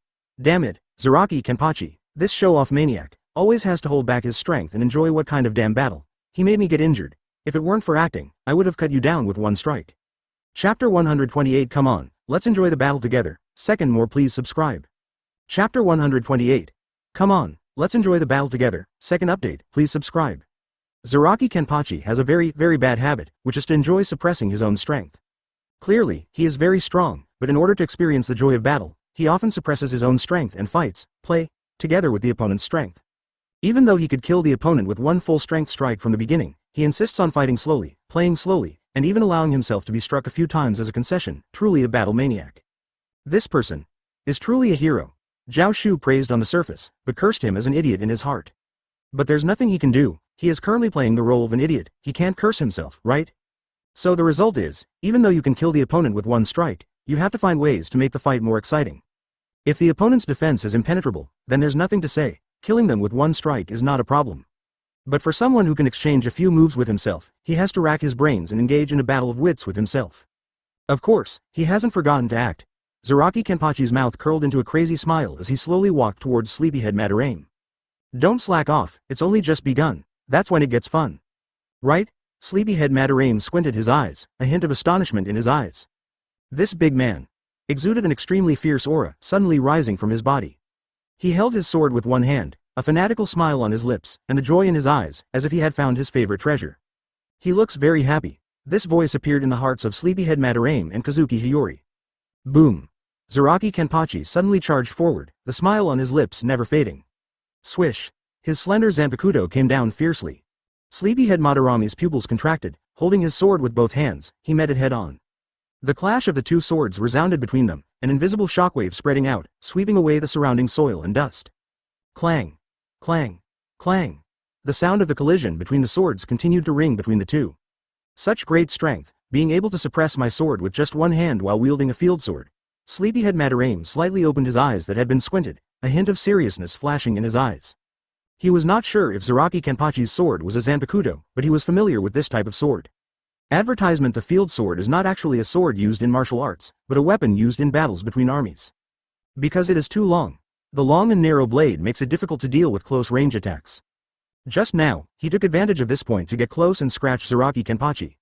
To be able to wield this long field sword with one hand and compete in strength with himself, and even faintly suppress himself. He's really strong, no wonder Kaido's true fight would die in his hands. However, I am stronger than the true fight. Clang, clang, clang. The two swords kept flashing, fiercely colliding with each other. Suddenly, Sleepyhead Madarami's pupils contracted. He saw the man in front of him suddenly grab his sword with one hand. Then he pulled it towards him, and was about to stab him with his Zanpakuto. Boom! Sleeping Mad Sorrow leaned to one side, avoiding the oncoming sword thrust. Then he kicked Zaraki Kenpachi's hand holding the sword, creating distance. This fighting style is definitely not the way of a normal warrior. Sleeping Mad Sorrow squinted his eyes, his gaze becoming more serious. Although he himself was completely unharmed just now, there were even bloodstains on Kenpachi's arm where he was holding the sword. His heart, on the contrary, was greatly shocked. This fighting style is definitely not the way of a warrior, but more like a berserker. However, I am, after all, Wano-kuna's renowned swordsman. Let me show you the true way of using a sword. Sleeping Mad Sorrow suddenly raised his head, about to attack. But suddenly, he found that Zaraki Kenpachi's figure in front of him had disappeared. Gone? Where did he launch his attack from? Advertisement. Ding dong. A crisp bell sound rang from behind him. Sleeping Mad Sorrow quickly turned around, raising his sword to block Zaraki Kenpachi's strike. Very good, a very nice reaction. Zaraki Kenpachi's smile grew wider, his eyes becoming even more crazed. Clang. The two separated once again. You can already hear the bell. Not bad, it's more interesting this way. Zaraki Kenpachi revealed a smile. HMPH, it's your own mistake. Sleeping Mad Sorrow coldly snorted. As a warrior, how could you wear a bell? This kind of thing will expose your direction. If it weren't for the bell ringing, he might really have died. You're really stupid. Zaraki Kenpachi couldn't help but sneer. Whether it's a bell or an eye patch, they're all warned to enjoy the fight more. If you can't understand the reason behind them, then I have no reason to wear these things. I wear the bell so that you can catch me. If you don't make good use of these advantages, the fight will be boring. What if I accidentally kill you? The straightforward words made Sleeping Mad Sorrow and Kazuki Hiyori involuntarily swallow their saliva. This man, he's really, HMPH, who knows if it's your plan? Sleeping Mad Sorrow was not a rookie either. He quickly realized and sneered, who knows if you have any other plans, like intentionally throwing the bell aside to attract my attention, and then taking the opportunity to ambush. Zaraki Kenpachi frowned. I wouldn't do such a boring thing. Can we trust the words of an enemy? Sleeping Mad Sorrow scoffed. After all, he was Wanakuna's warrior, a swordsman who emerged from the chaos of war. His will was not so easily shaken, but in reality he also understood. This man is not someone who would resort to such petty tricks. Even though they haven't known each other for long, he could clearly feel the nature of this man. Fearless of death, fearless of pain, and fond of fighting. Whether it's death or pain, it's just a trivial price to pay for enjoying the fight. A hint of madness flashed in Zaraki Kenpachi's eyes. Come on, let's enjoy the fight together. Chapter 129. I heard that the strongest in Wano Kuni are Shogun and Kaido. The third update asks for subscription. Chapter 129.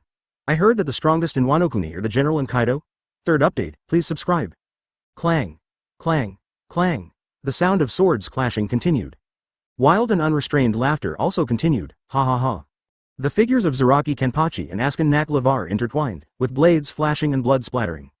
Zaraki Kenpachi never fought with a pretentious demeanor like some who thought they were elegant. Instead, he indulged in his own mentality, enjoying the battle in the craziest and most exhilarating way. The shouts in the battle were cries of joy.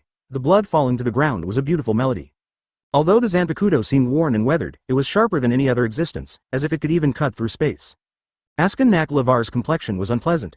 Although his clothes were relatively neat, with a few cuts and blood flowing, his condition was much better than the laughing Kenpachi. However, his complexion was as gloomy as if it could drip water. What kind of monster is this? No matter how I cut, how I cut, how I cut, how I cut. Why won't he go down? He struck the opponent at least 10 times, with each blow cutting into flesh, blood flowing, and flesh and bones separating.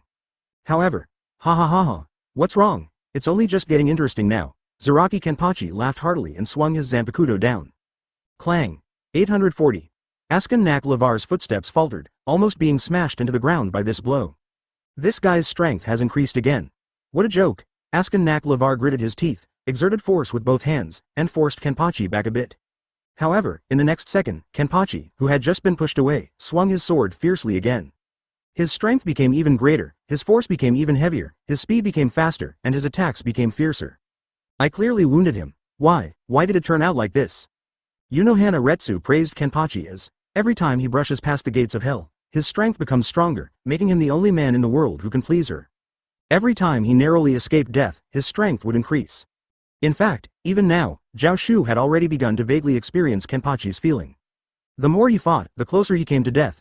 His own power, however, continued to surge endlessly, and the realism of his template also continued to improve. With each swing of his sword, he would have a higher level of mastery. Advertisement, who? Askin Naklavar gasped for breath. It wasn't until he heard the wheezing sound like a bellows that he finally realized his own condition. I'm actually out of breath? Getting tired from cutting people? If he had said such words to the strongest swordsman in Wano Kuni before, he would have laughed heartily and then cut down that inexplicable guy with one sword. Getting tired from cutting people? What a joke, but now. Could it be that I might lose? This thought flashed through his mind. In the next second, peefed, Zaraki Kenpachi's Zanpakuto pierced straight into his chest. You were breathing irregularly at the end. That's why I said not to let your guard down. Zaraki Kenpachi calmly retracted his Zanpakuto. This result is really boring. Thump! Askin Naklavar fell to the ground, blood flowing, his gaze gradually dimming. Slice. Zaraki Kenpachi sliced and said, "It's rare to find someone who can injure me and hear the sound of bells during battle. Such a pity. It's over." Zaraki Kenpachi glanced at the corpses on the ground and turned his head. "How boring. I haven't had enough yet." Kazuki Hiyori stared blankly at the scene. It's strange. Even though it was mostly Sleepyhead Sajin suppressing Zaraki Kenpachi throughout the fight, leaving wounds on his body. When Zaraki Kenpachi suddenly defeated Sleepyhead Sajin with one strike, she didn't feel surprised at all. "Is it over?" Kazuki Hiyori asked in a low voice. "Yeah." Zaraki Kenpachi nodded and turned his head to look at the corpses on the ground. "During normal battles, I've developed a habit of showing mercy. If I don't do that, the enemies would be too weak to put up a fight, and there would be no time to enjoy the battle. This guy was pretty good, but unfortunately, just as I was getting excited, he wasted a battle." Zaraki Kenpachi shook his head, holding his sword, and sat down on the side. Despite having killed Wanakuna's strongest swordsman, he felt no excitement at all. Instead, he felt a sense of dissatisfaction. Advertisement blood flowed down his clothes. Kazuki Hiyori was stunned for a moment before suddenly reacting. "Quick, let me stop the bleeding for you." Saying that, she quickly ran towards the farm, where there were basic medical supplies such as bandages for the workers and farmers. She returned quickly, leaning over with a worried expression on her face. To be honest, she was a little worried that Zaraki Kenpachi might be the kind of madman who even hated stopping bleeding. But fortunately, he wasn't. Zaraki Kenpachi yawned and allowed her soft hands to wrap bandages and apply medicine on his body. "What are you going to do next?" Kazuki Hiyori asked in a low voice. Zaraki Kenpachi squinted his eyes, blinked, and a hint of excitement flashed through his eyes. "I heard that in Wano Kuni, the strongest are the Shogun and Kaido?" Then, he suddenly stood up. "Let's go, let's find them." In the flower capital of Wano Kuni, in the castle tower. Bang, bang, bang, a slightly chubby figure walked up. "Don't worry," Kurozumi Orochi chuckled. "I have already ordered Sleepyhead Sajin to go." However, the next second, with each step he took, the entire room trembled. One of the three calamities, the Beast's Pirate's big signboard, plagued Queen. Sleepyhead Sajin was the top fighter under the general's command, so sending him out was indeed a sincere gesture. It could be said that victory was almost certain. What? That guy named Sleepyhead Sajin wasn't much stronger than himself. What's wrong? Kurozumi Orochi's face turned ugly. Didn't he see that he was in the middle of a conversation with Kaido's subordinate, Queen? General Kurozumi Orochi raised his head and looked at the man. "Queen, it's you." Queen nodded slightly, acknowledging Kurozumi Orochi's arrangement. Queen held a cigar in his mouth, frowning. "One of our real fighters died, so of course I had to come." "Oh no. Oh no. No matter who it is, I will make them know the price of provoking the Beast's pirates." Suddenly, a panicked samurai ran over. "That guy is definitely dead. General, something terrible happened. Sleepyhead Sajin is dead." Chapter 130 Zhao Xu's Purpose, 4th more please subscribe. Chapter 130. Zhao Xu's Purpose, 4th update, please subscribe. Did Sleep Crazy Lang Lang die?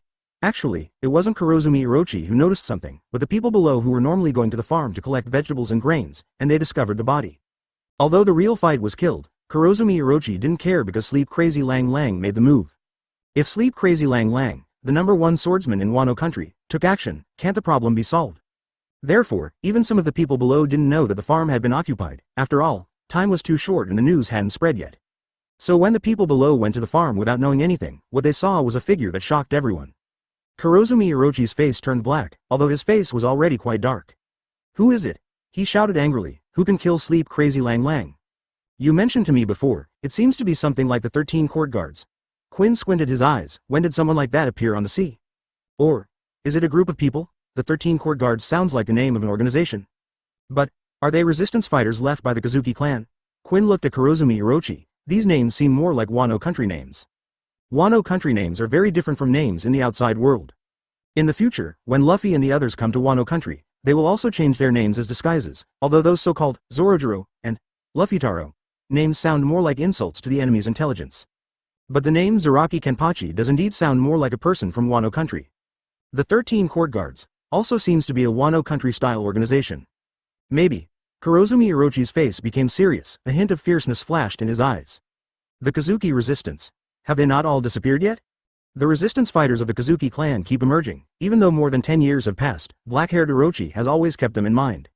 And there is the prophecy left by Kazuki Hiyori and Momonosuke's mother. When the world is as dark as night, embrace the remnants and wait for the dawn. When the clear light of hope arrives, the 9 shadows will cast the rising sun from the east. This was the prophecy of Kazuki Oden's wife, saying that 20 years later, the 9 red scabbards will return and overthrow General Kurozumi Orochi.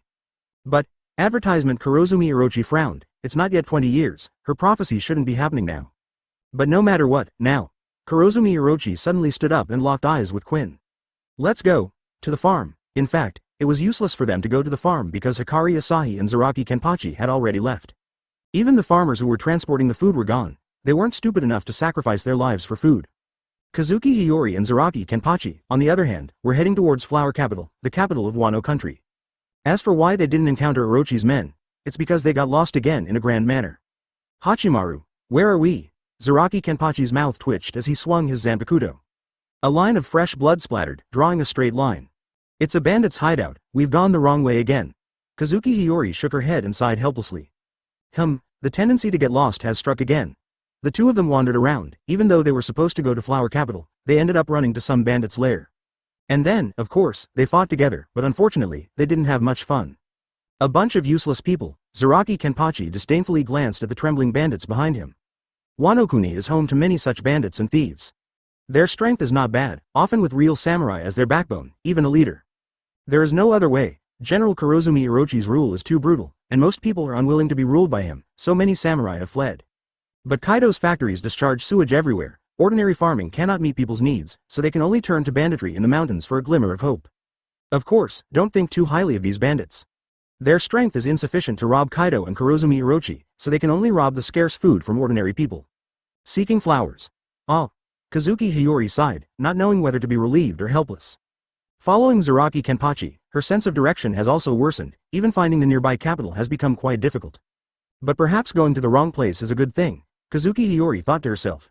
Although Kenpachi killed the Sleepy Hollow, he was also injured. Advertisement, and fighting against the general, it's probably 80 to 90%.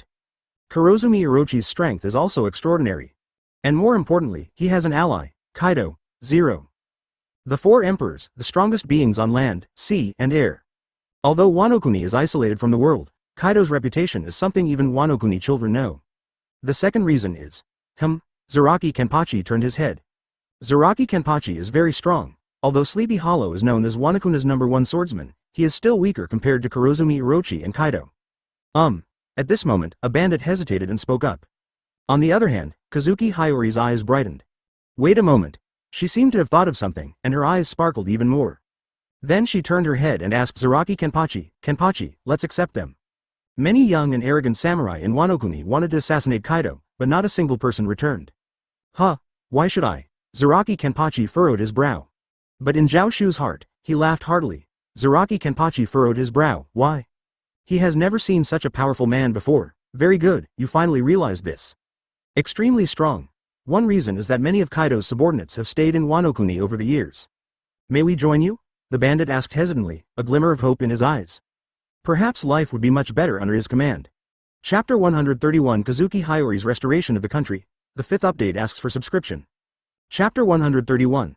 Kazuki Hiyori's Mission to Restore the Country, 5th update, seeking subscriptions. Every character has their own set of characteristics. Zaraki Kenpachi's personality makes it impossible for him to actively seek any benefits. Benefits? Is fighting not fun in itself? But with Zhao Xu's temperament, this is completely intolerable? Just fighting without gaining any benefits would be such a waste. Of course, an increase in realism might be considered a benefit, but who would be satisfied with just a little bit? So he started his own calculations. Zaraki Kenpachi may have a sense of direction impairment, but that doesn't mean Zhao Xu does too. With his template as Uchiha Madara, it would be easy for him to gather some information. Somewhere, there is a group of bandits, and then, the 867th, Kenpachi, who is quite normal, got lost here with his Hachimaru, and naturally a battle ensued. Of course, it's not that Zhao Xu is bored and wants to show off by killing ants, but for these bandits may be thieves, but they can still be useful. Kazuki Hiyori glanced at those bandits, who had a mix of fear and fascination in their eyes when it came to power. Power naturally attracts companions, as Saitama has, and Zaraki Kenpachi too. Uchiha Madara, Gilgamesh. They all have it. Although these bandits are weak, as an army, they still have some usefulness. As a survivor of the Kazuki clan, Kazuki Hiyori has paid close attention to General Kurozumi Orochi and Kaido's information. Kurozumi Orochi has an army of 10,000 and even more troops. And these bandits number around 300, advertisement. Although their strength is still weak, they can still be considered as reinforcements. At least, it's better than me going alone to fight against the general and his 10,000 troops, right? Kazuki Hiyori forced a bitter smile, but subconsciously glanced at Zaraki Kenpachi. Perhaps, it's the two of us. Although they haven't known each other for long, she can't help but feel that this man will help her. Even in the face of the legendary 4 emperors Kaido. No, he has already helped me. Kazuki Hiyori thought to herself, having two true fighters who can kill Kaido, as well as the sleepy death god. That's already a great help for me. As a princess of the Kazuki clan, Kazuki Hiyori couldn't deny that she had the desire to eliminate the general and restore the country.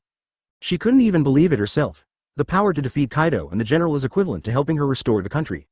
And most importantly, unlike the ordinary samurai who want revenge for the Kazuki clan, Zaraki Kenpachi, despite his efforts, doesn't seek revenge at all.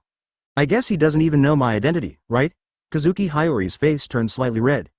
Those bandits are weak, but they can still play a certain role. If it doesn't work out, just treat them as cannon fodder, use them to buy time for me and Kenpachi to escape. Kazuki Hiyori thought to herself. Of course, she wouldn't say this to Zaraki Kenpachi. The reason she gave was that these small fry could gather information and find the enemy. It wasn't a clever excuse, but as expected, Zaraki Kenpachi didn't care and just nodded. Great. Kazuki Hiyori wanted to jump up in joy, clapping her hands in her heart. If we keep recruiting soldiers like this, maybe we can really fight. And Zhao Xu, the actor who played one of the 5 characters in the practice, was also happy in his heart. That's good, so next. In fact, the resistance against General Kurozumi Orochi in Wano country has never been completely wiped out. When Luffy and the others arrived here, they quickly gathered 4,000 soldiers. Although these 4,000 soldiers didn't arrive at the meeting point in time due to Kurozumi Orochi's methods. But it was enough to show the abundance of resistance forces in Wano country. Advertisement: you should know that the ruler of Wano country, General Kurozumi Orochi, only has 10,000 soldiers under his command. And this is Wano country several years later. In less than 10 years, there are even more resistance forces that have survived and not been eliminated by Kurozumi Orochi. Although Kazuki Hiyori is a princess of the Kazuki family, she is still a child and doesn't know much about these resistance forces. So, she chose the simplest method, starting with the bandits.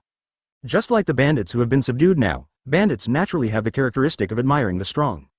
Even though Wano country has a custom of admiring the strong, they are also accustomed to submitting to power. At the same time, they are accustomed to fighting and have a certain foundation. Although they are not as disciplined as regular soldiers, they are qualified as a ragtag group. Kazuki Hiyori questioned the surrendered bandits, found the hideouts of other bandits, and then directly asked Kenpachi to go and kill them. Kenpachi didn't care as long as there was a fight, he was fine with anything. So in a short period of time, 2/3 of the bandits in Wano country were swept away by them, and the rest fled without a trace. But Kurozumi Orochi was completely unaware of this. Bandits are blind spots in the government's intelligence. It is difficult for the government to react to any changes they make. Also, because of constantly targeting thieves, Kazuki Hiyori finally encountered a familiar former retainer of the Kazuki family. Are you Princess Kazuki Hiyori? You've grown so big. Sakeibuamaru's eye sockets were filled with tears, his wide mouth grinned with genuine happiness. Ashura Dono, you even changed your name. Kazuki Hiyori smiled bitterly, not knowing what to say. Ashura Dono, also known as Sakeibuamaru, was the leader of the Mount Atama bandits, and was once the most dangerous man in Kuri.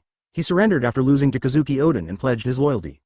He was quite powerful and was praised by the Kazuki family as a one-man army. Later, he felt regretful that Wano country no longer had true samurai worth following, and had fallen to the point of plundering ordinary people, due to Kazuki Oden's death in the 4.2 incident. Although the reason for his downfall was that he watched his comrades die one by one due to hunger and had to attack Kaido and the general. Seeing his comrades die one by one, he eventually became disheartened.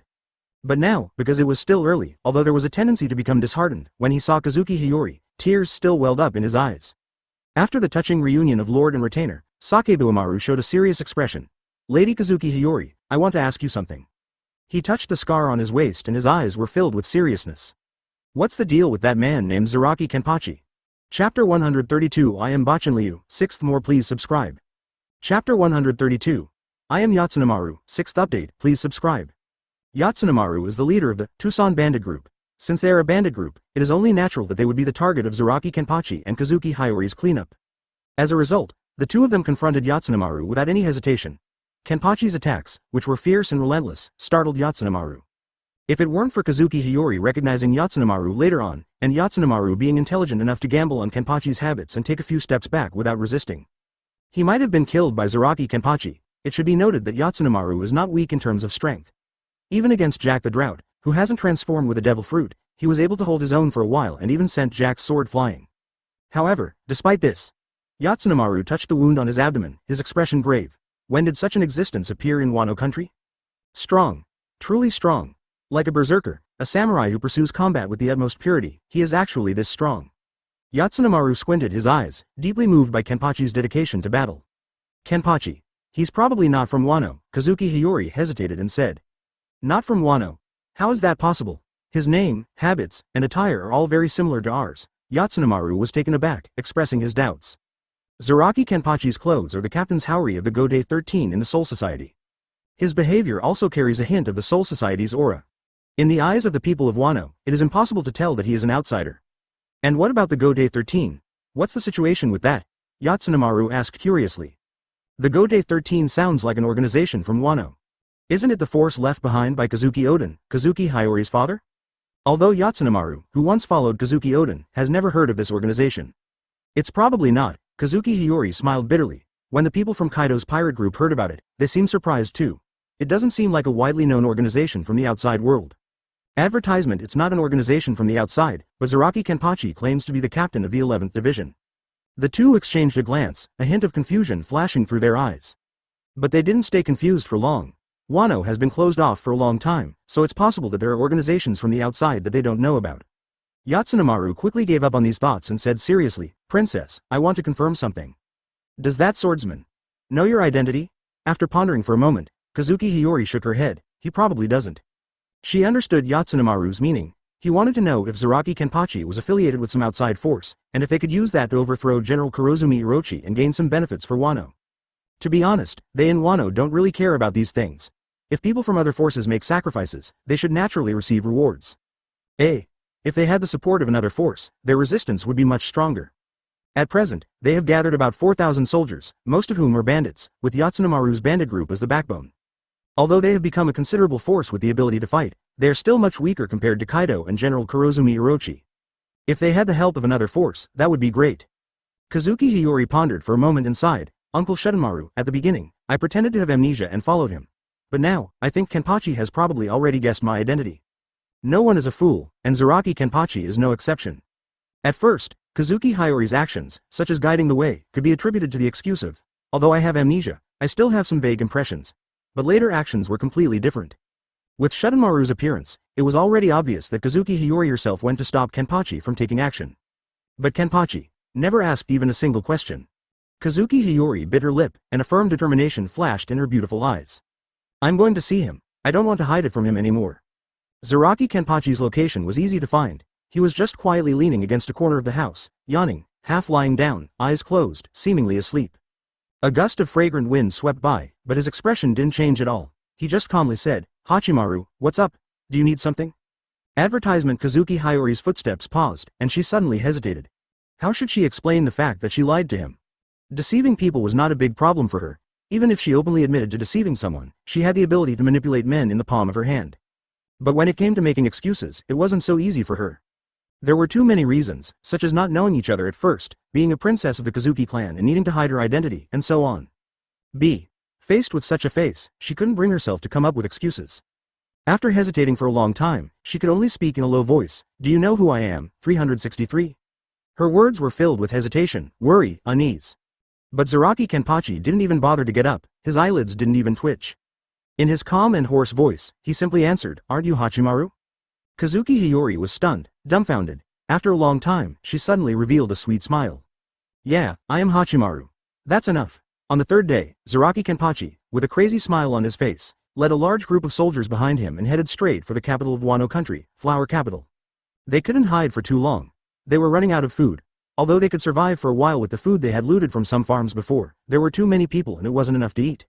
Perhaps if they slowly gathered the former members of the Kazuki clan, they could find quite a few skilled fighters. But there was no time, and if they made too many moves, the general would notice.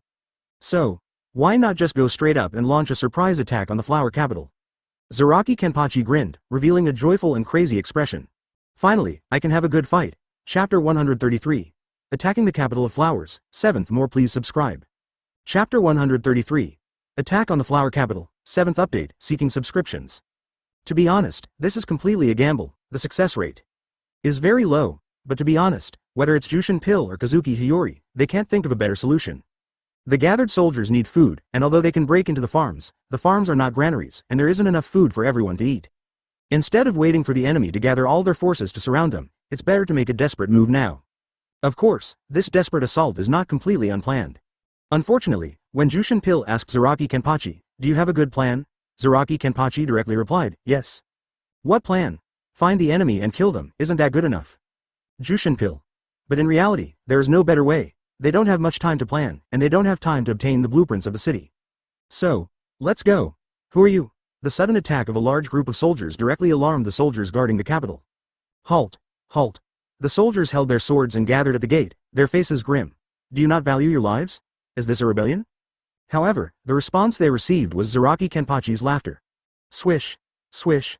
Swish! Sword lights flickered, and hundreds of soldiers couldn't even stop him for 3 seconds before being knocked away. Where are the enemy's experts? Zaraki Kenpachi laughed. I don't want to deal with small fry right now. They are in the Heavenly Tower. Kazuki Hiyori emerged from behind Zaraki Kenpachi and said, the general should be there on normal days.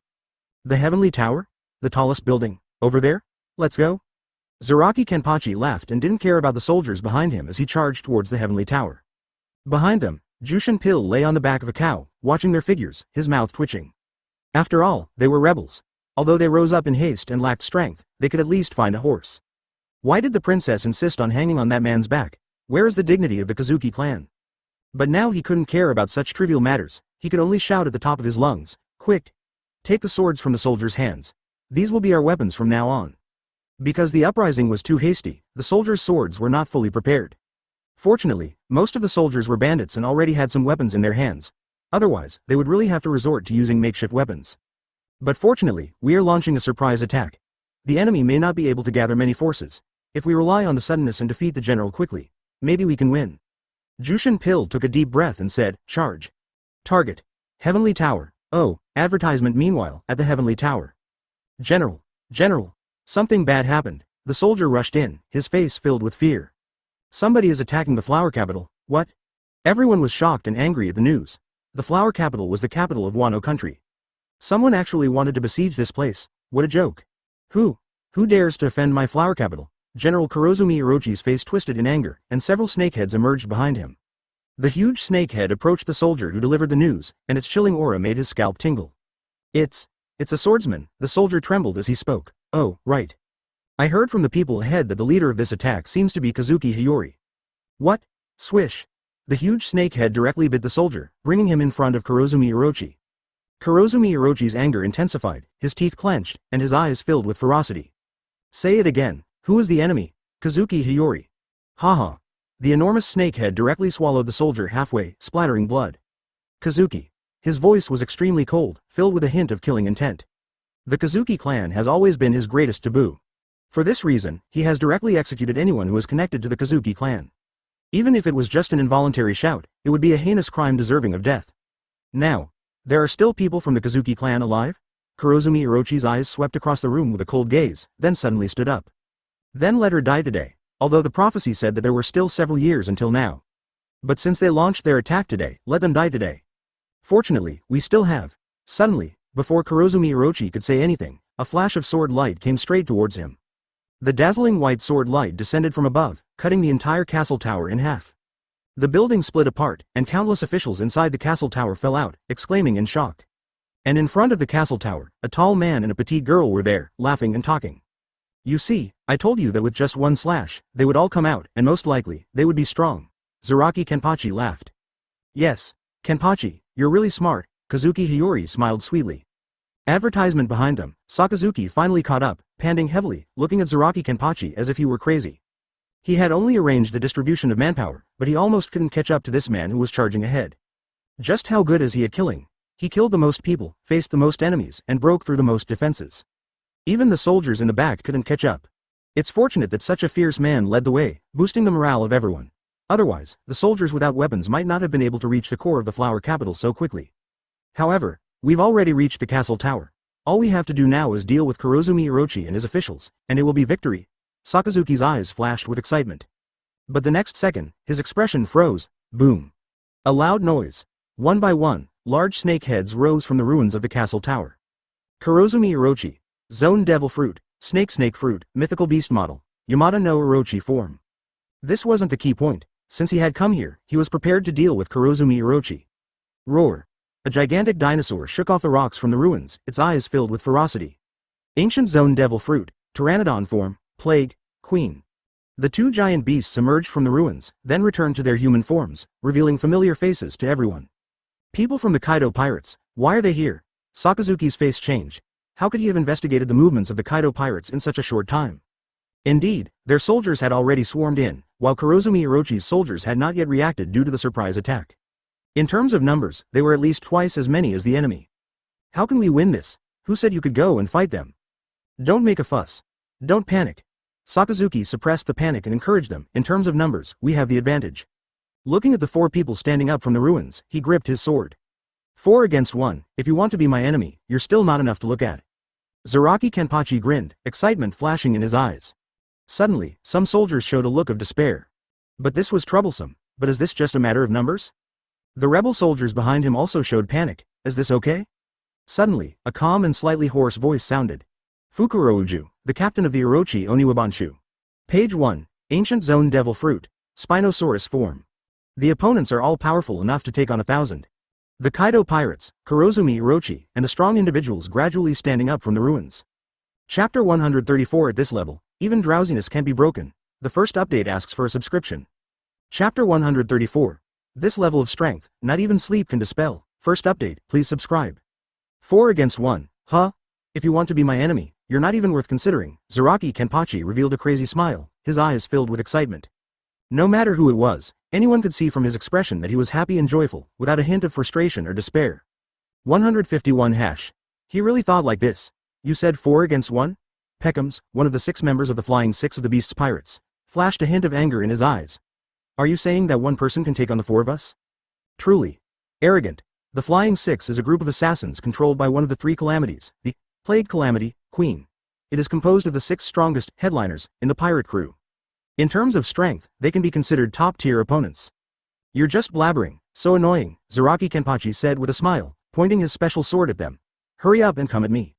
It would be best if all 4 of you attacked together. If all 4 sides attack at the same time, maybe one of them will have a chance to cut me, he said. 4 against 920, and they might have a chance to cut him? In an instant, the expressions of the 4 individuals change. Then, Mr. Kenpachi, what about us? Juzobi Maru couldn't help but ask, his mouth twitching. Zaraki Kenpachi swung his long sword. You'll just get in the way, so get lost. Everyone. But Kazuki Hiyori looked at Kenpachi, a faint glimmer in her eyes. This man looks so happy. After a moment of silence, Kazuki Hiyori suddenly showed a sweet smile. Then let's go do something else.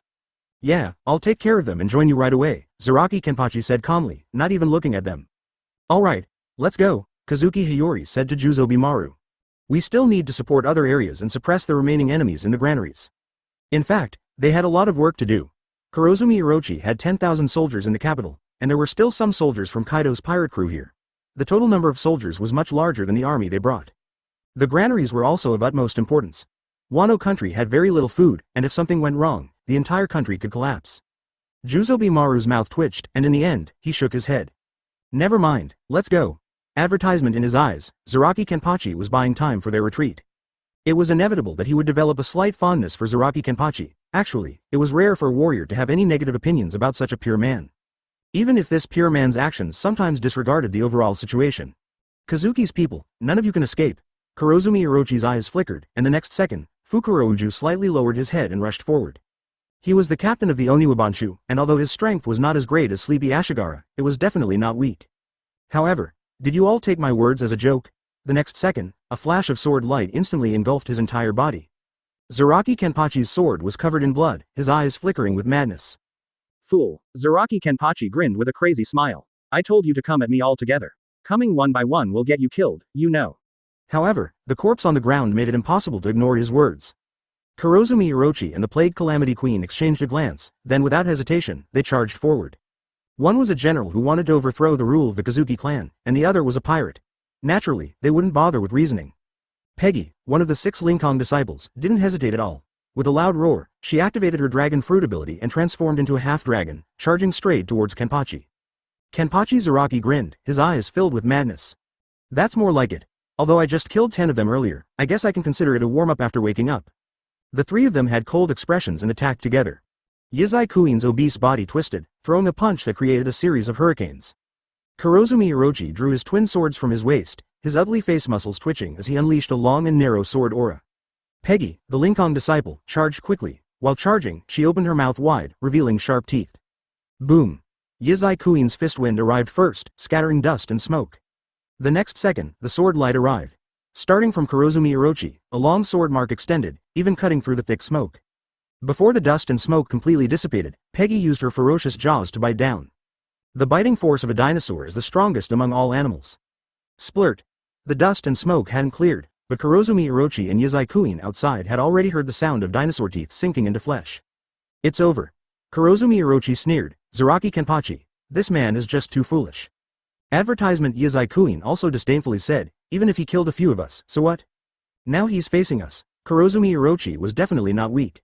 Dragons don't coexist with snakes. How could a weakling possibly form an alliance with Kaido? But in terms of strength, he even slightly suppressed Yazaikuin. Yazaikuin, with a bounty of 1.32 billion berries, was known as the Master of Disaster.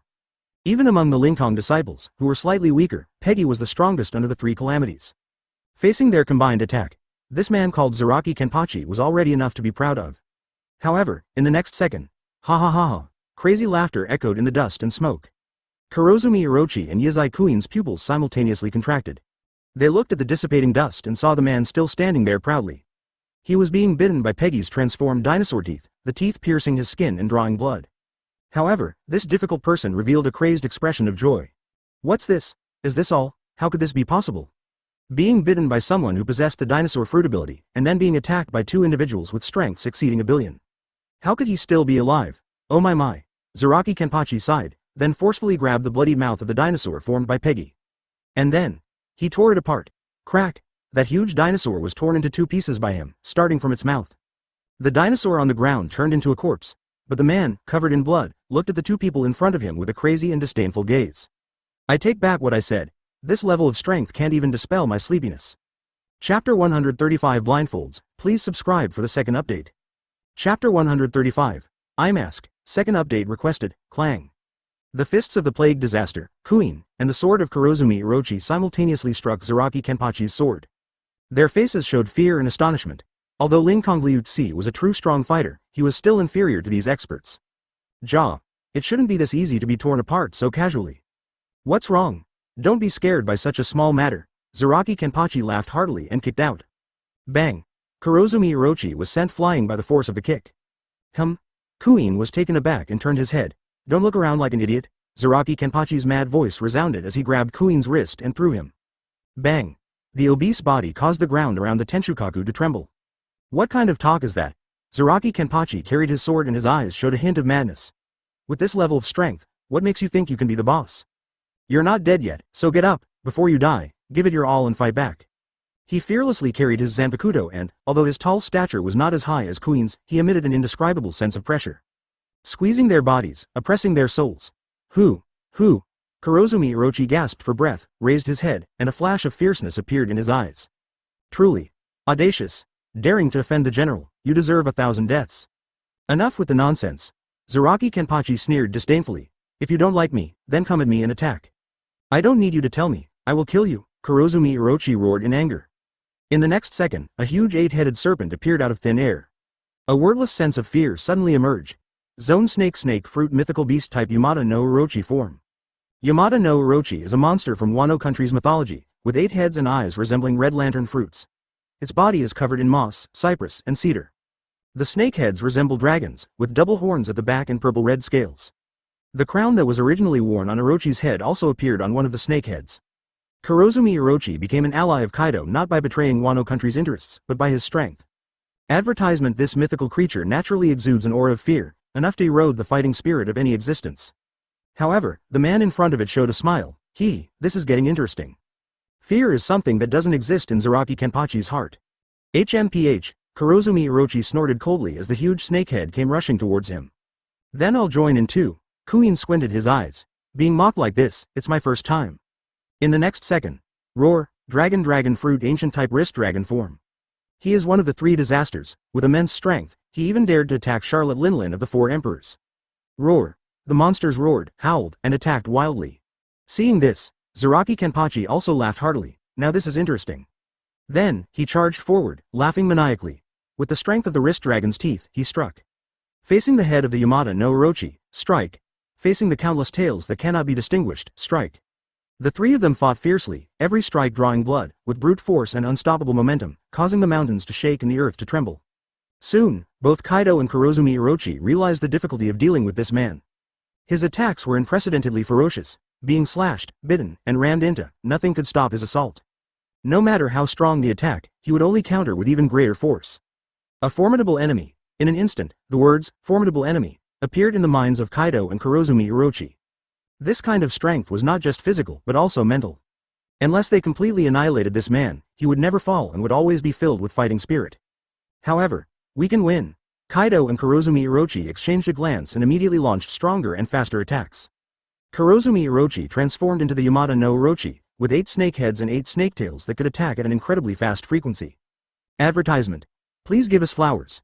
Kaido transformed into a dinosaur, and in terms of attack power alone, he was even stronger than Kurozumi Orochi. Moreover, both of them had extremely powerful recovery abilities. After being attacked by Charlotte Linlin, Kaido could stand up again and continue to attack in no time. And the Yamada no Orochi in mythology was known for its extremely rapid recovery ability. Strong in power, quick in recovery, and fierce in speed. Zaraki Kenpachi was just one person, even though the sword in his hand swung with increasing force and speed. But in the end, he gradually fell behind. What a pity. If you were only facing one of us, perhaps you would have won. If Lord Kaido saw you, he might be delighted. Kurozumi Orochi and Kaido's thoughts were constantly running. But they only had one thought: kill him, swish. The heads of the Yamada no Orochi suddenly reached out, and 2 sharp horns swept past Zaraki Kenpachi. This blow sent Zaraki Kenpachi flying far away, leaving 2 bloodstains behind. A good opportunity. Kaido's eyes lit up, and he leapt up suddenly. He jumped dozens of meters high, with the dragon's head facing downwards, fiercely ramming towards Zaraki Kenpachi. Wrist Dragon Bomb. He had used this move to attack Charlotte Linlin before. It was a powerful attack that dared to attack the 4 emperors, possessing immense strength. What's that? Kaido was stunned, as he seemed to see something falling from Zaraki Kenpachi's body. An eye patch? In the next second, he was completely stunned. Buzz. Buzz. Buzz. An unprecedentedly fierce and violent aura suddenly surged from Zaraki Kenpachi. An invisible force enveloped the area for thousands of miles, binding everyone and making their movements extremely difficult, as if they were insects trapped in oil droplets. The air became abnormally viscous, dense, and ferocious. Suddenly, a sword light flickered in the flower capital. Chapter 136. I accidentally hacked him to death. Subscribe for the 3rd update. Chapter 136. Accidentally killing him. 3rd update. Please subscribe.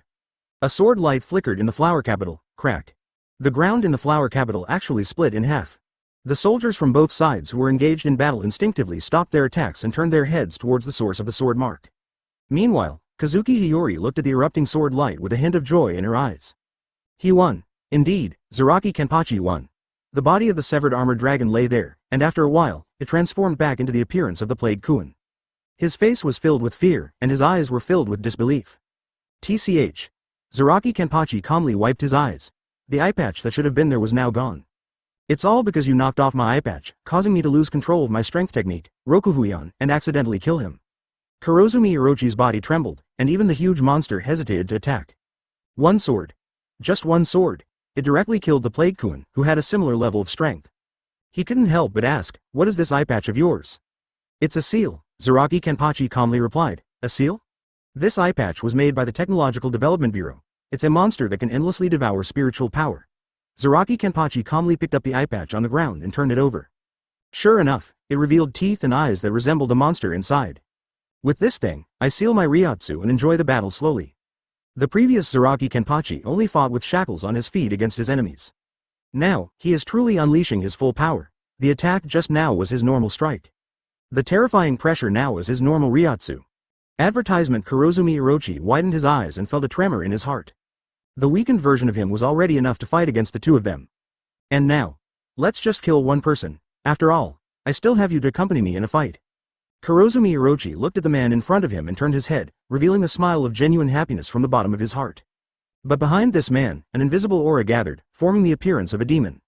The suppression in the flower capital was completely quelled after one day. The street battles between the 2 armies were actually resolved quickly. Although the number of people on Kinemon's side was small, by directly charging towards the Heavenly Castle at the beginning, Zaraki Kenpachi almost single-handedly took out all the executives except for Kurozumi Orochi and his 3 subordinates. This advantage of the enemy being without a leader gradually tilted the scales in their favor. Kurozumi Orochi was not a respected leader. Even her samurai and officials under her did not truly respect her. In a short period of time, it was fine, but without a strong presence for a long time, their formation became chaotic, and some even rebelled. Especially the sounds and vibrations coming from the heavenly castle made people suspicious. Coupled with the people's admiration for the Kazuki family, the alliance between Kinemon and the Minks ultimately succeeded in suppressing the flower capital. The capital of Wano Kuni has changed hands. After completing the mission, Kazuki Hiyori did not pay attention to the hastily changing city, but instead went straight to the center of the castle in the Tenshukaku. Shunmaru saw this but didn't say anything. There hasn't been any sound coming from over there for a long time. Especially since Kurozumi Orochi and Kaido's men have not appeared, it has already foretold something. Sure enough. After arranging everything and walking to the Tenshukaku, Shunmaru saw Kazuki Hiyori pouting while bandaging Zaraki Kenpachi. Next to them were the lifeless bodies of Kurozumi Orochi and the scabbards. And that man still had the same calm expression, even though he was in the center of the battlefield, even though he had defeated the strongest enemy, even though he should have been the most worthy of praise. But he still yawned, seemingly not caring and wanting to lie down for a nap, then was pushed up by Kazuki Hiyori, who was dissatisfied. There's still a wound that hasn't been treated. Shunmaru shook his head helplessly, turned his head and glanced at the lifeless head of Kurozumi Orochi. The owner of this head was once the general of Wano Kuni, the enemy of the Curry village, and the mortal enemy of the Kazuki clan. Advertisement: he was the one the people of Wano Kuni most wanted to kill. But now, he was lying here quietly like an ordinary corpse. Becoming part of the background, after a moment of silence, waiting for Kazuki Hiyori to finish changing the bandages, Shunmaru walked over. Princess, we still need you for the next steps. Oh. Kazuki Hiyori hesitated for a moment, turned her head and said, Kenpachi, I have to go busy. Go ahead. Zaraki Kenpachi waved his hand indifferently. Don't disturb me while I'm sleeping. HMPH. Kazuki Hiyori snorted lightly, but she gently tied the final knot on the bandage before getting up and following Shunmaru to leave. They had a lot of work to do, such as first establishing Kazuki Hiyori's identity and gaining the support of the people in the capital by leveraging the Kazuki clan's bloodline. At the same time, they needed to clean up the remnants of General Kurozumi Orochi and Kaido's subordinates, gradually bringing the entire Wano Kuni under their rule. There were also rewards for their soldiers and commendations for the samurai, selecting those who had committed fewer crimes from the prisoners. There were still many troublesome matters. Zaraki Kenpachi lay quietly on the ground, his eyes slightly closed, but his mind was filled with thoughts. Like this. Then I can. Shunmaru, who had once assisted Kazuki Oden in governing Curry, was quite familiar with some matters. He quickly helped Kazuki Hiyori establish a basic political framework and maintained basic public order. The Battle of Flower Capital had come to an end, and the subsequent arrangements were gradually beginning. Although they had not completely established control over the entire Wano Kuni, the plan for 1.8 was already in motion and ready to be implemented gradually. And at this moment, Princess, the most important matter for our country is next, Shunmaru said solemnly to Kazuki Hiyori. The most important matter? Kazuki Hiyori was taken aback. Is it the opening of the country? Opening the country was her father's wish and the desire of the older generation like Shunmaru. It had even become the belief of everyone after overthrowing Kurozumi Orochi. However, Shunmaru shook his head gravely. No, it's not the opening of the country. Although the opening of the country is important, there is something even more crucial. Something else? Kazuki Hiyori was puzzled. Yes. Shunmaru said seriously, what we need to do most is to keep Zaraki Kenpachi Chapter 137 Wano Kuni entrusts the 11th team to protect. The 4th update asks for subscription. Chapter 137. Wano Country entrusts Squad 11 for protection, 4th update, seeking subscriptions. Keep this man here. This is what Juteonmaru has been thinking about, the thing they should do the most. He's strong, really strong, although I don't know how he compares to Kaido, he is definitely a major trump card for our side. Now that one of the 3 calamities, the Plague Calamity, Queen, has been killed, the next one to come is Doro. Although Kaido is currently out and his whereabouts are unknown, Wano Country is very closed off, making it difficult for information to spread. But sooner or later, Kaido will realize the problem and come back to kill. He is very self-aware. Relying solely on Wano Country, it is absolutely impossible to stop the man known as the strongest creature on land, sea, and air. FFLX. We need Kenpachi. Juteonmaru's mind is determined. They absolutely cannot afford to be without such an ally right now. For this, even if it means paying any price, it is negotiable. Juteonmaru subconsciously glanced at Kazuki Hiyori. Although she is only 13 or 14 years old, as the daughter of his lord, Kazuki Hiyori has a beautiful face and a graceful figure. Even though she may appear a bit immature, she has a remarkable charm. In fact, it is evident that Juteonmaru's taste is quite good. Kazuki Hiyori is known as the #1 beauty in Wano Country and is officially recognized as one of the top 3 beauties in the pirate world, alongside Hancock and Shirahoshi. If it's Princess Sama, maybe she can tie down Zaraki Kenpachi, Juteonmaru thought to himself. Although it may be a bit embarrassing for his lord to offer herself to someone, Juteonmaru doesn't mind. Women, sooner or later, will get married and have children. It's normal for his lord to be with Zaraki Kenpachi. That kind of extraordinary warrior can definitely give birth to exceptionally talented offspring, which would be Wano Country's fortune. As for the issue of Kazuki Hiyori's young age, hey, is that even a problem? Advertisement Judianmaru's lord, Kazuki Oden, was only 15 when he threatened the temple's abbot, abducted women every night to serve as his harem, used his charm to conquer them, and then caused public dissatisfaction, leading to the harem rebellion. Age is just a trivial matter. Kazuki Hiyori is very mature for her age, so she naturally understands the implications behind Judianmaru's words. Including the meaning behind Judianmaru looking at her later, she is well aware of it. AB. Kazuki Hiyori smiled bitterly and said, Uncle Judianmaru, can you imagine a man like Zaraki Kenpachi being tied down by a woman? I can't imagine such a scene at all. Putting aside the issue of emotions, she can't even imagine that scene. Zaraki Kenpachi being tied down by a woman? How is that possible? Judianmaru was stunned by her words, then smiled bitterly. Yes, such a scene is truly unimaginable. He can imagine Zaraki Kenpachi laughing maniacally while killing a woman, but he can't imagine that man gently embracing a woman. This art style is completely off. Speaking of that battle maniac, is he really interested in women? He seems more interested in killing women. The two locked eyes and chuckled. After a moment of silence, Kazuki Hiyori spoke up. Actually, it might not be impossible to keep Kenpachi. Zaraki Kenpachi was taken aback. Zaraki Kenpachi is always easy to find, especially when there are no strong enemies around. He just casually lies around in the dormitory, or as he calls it, the team dormitory. Zaraki Kenpachi looked up. What's up, Hachimaru? Oh, nothing. Kazuki Hiyori smiled slightly and sat down next to him. I suddenly became curious about the Godate 13. Can you tell me about it? Oh, Zaraki Kenpachi tilted his head, but still said, the Godate 13 is one of the most important parts of Soul Society. Its goal is to protect the safety of Seirei, so it's called the Godate 13 Feat. Advertisement, the original Godate 13 was a group of assassins founded by an old man. Later, they took over from the Zero Division and began guarding the safety of Seirei and maintaining the order between Soul Society and the living world. He didn't care much and casually mentioned some information about the Godate 13.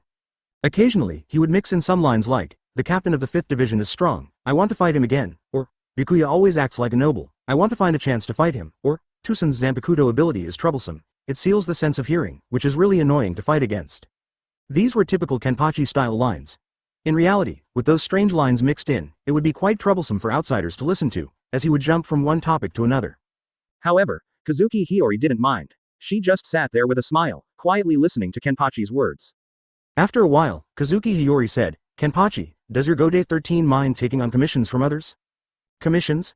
Zaraki Kenpachi was puzzled and asked. Just fighting. Then let's do it. Yeah, Kazuki Hiyori nodded heavily.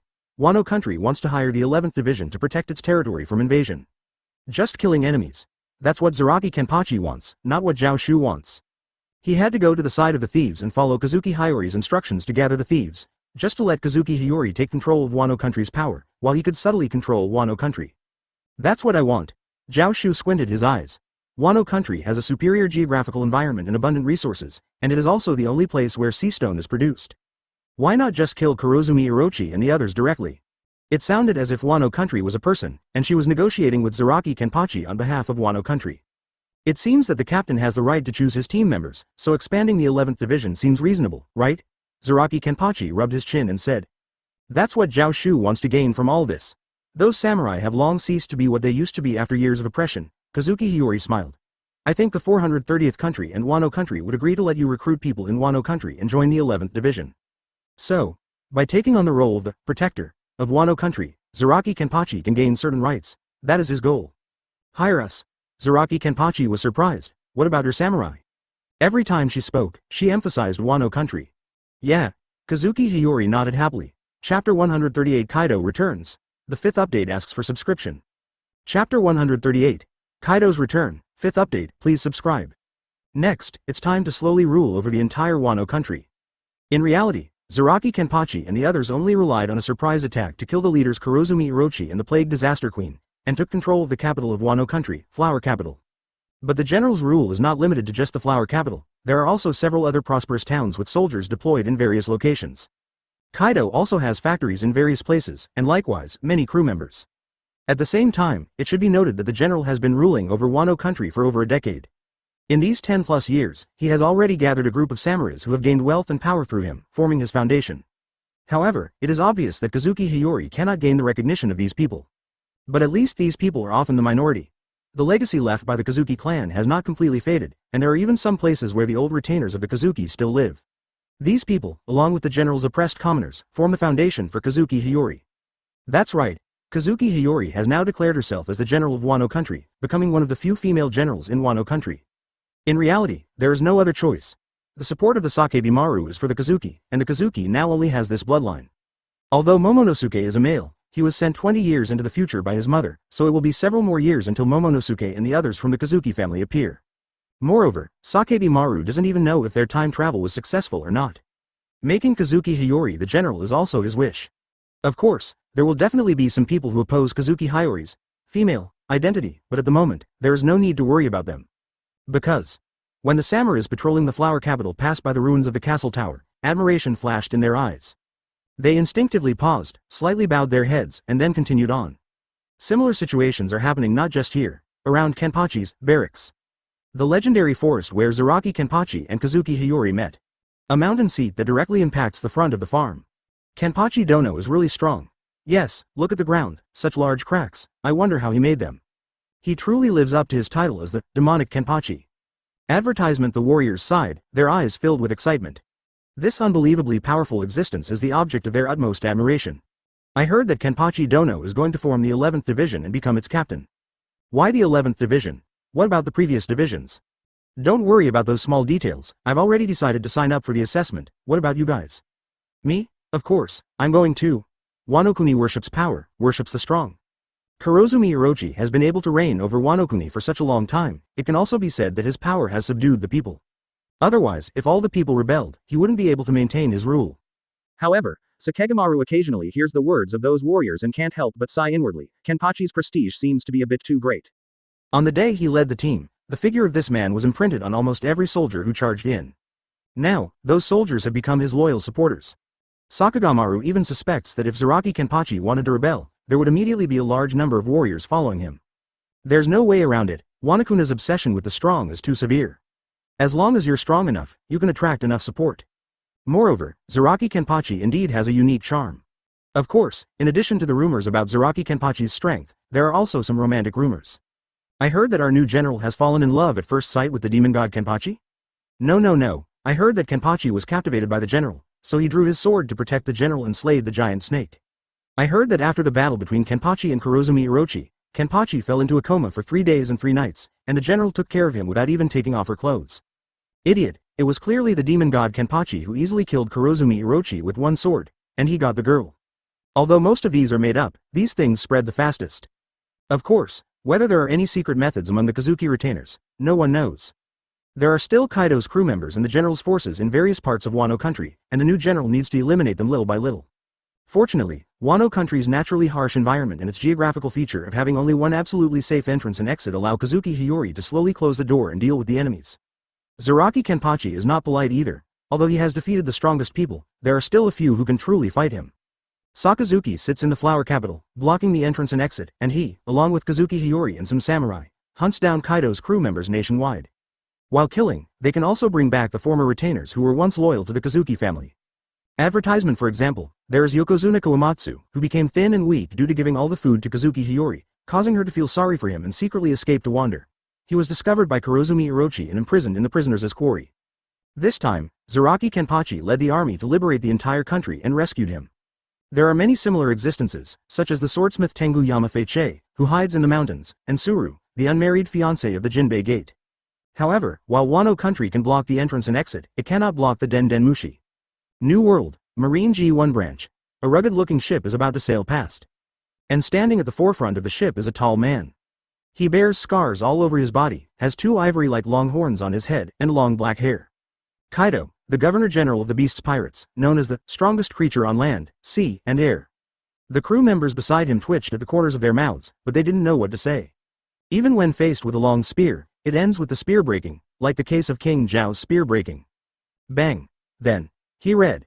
The crew members have helpless expressions, but they can't say anything. He has endured more than 1,000 severe tortures.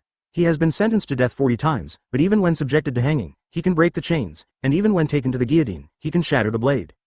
The Den Den Mushi rang, and Kaido picked it up. I want to see who dares to provoke me like this.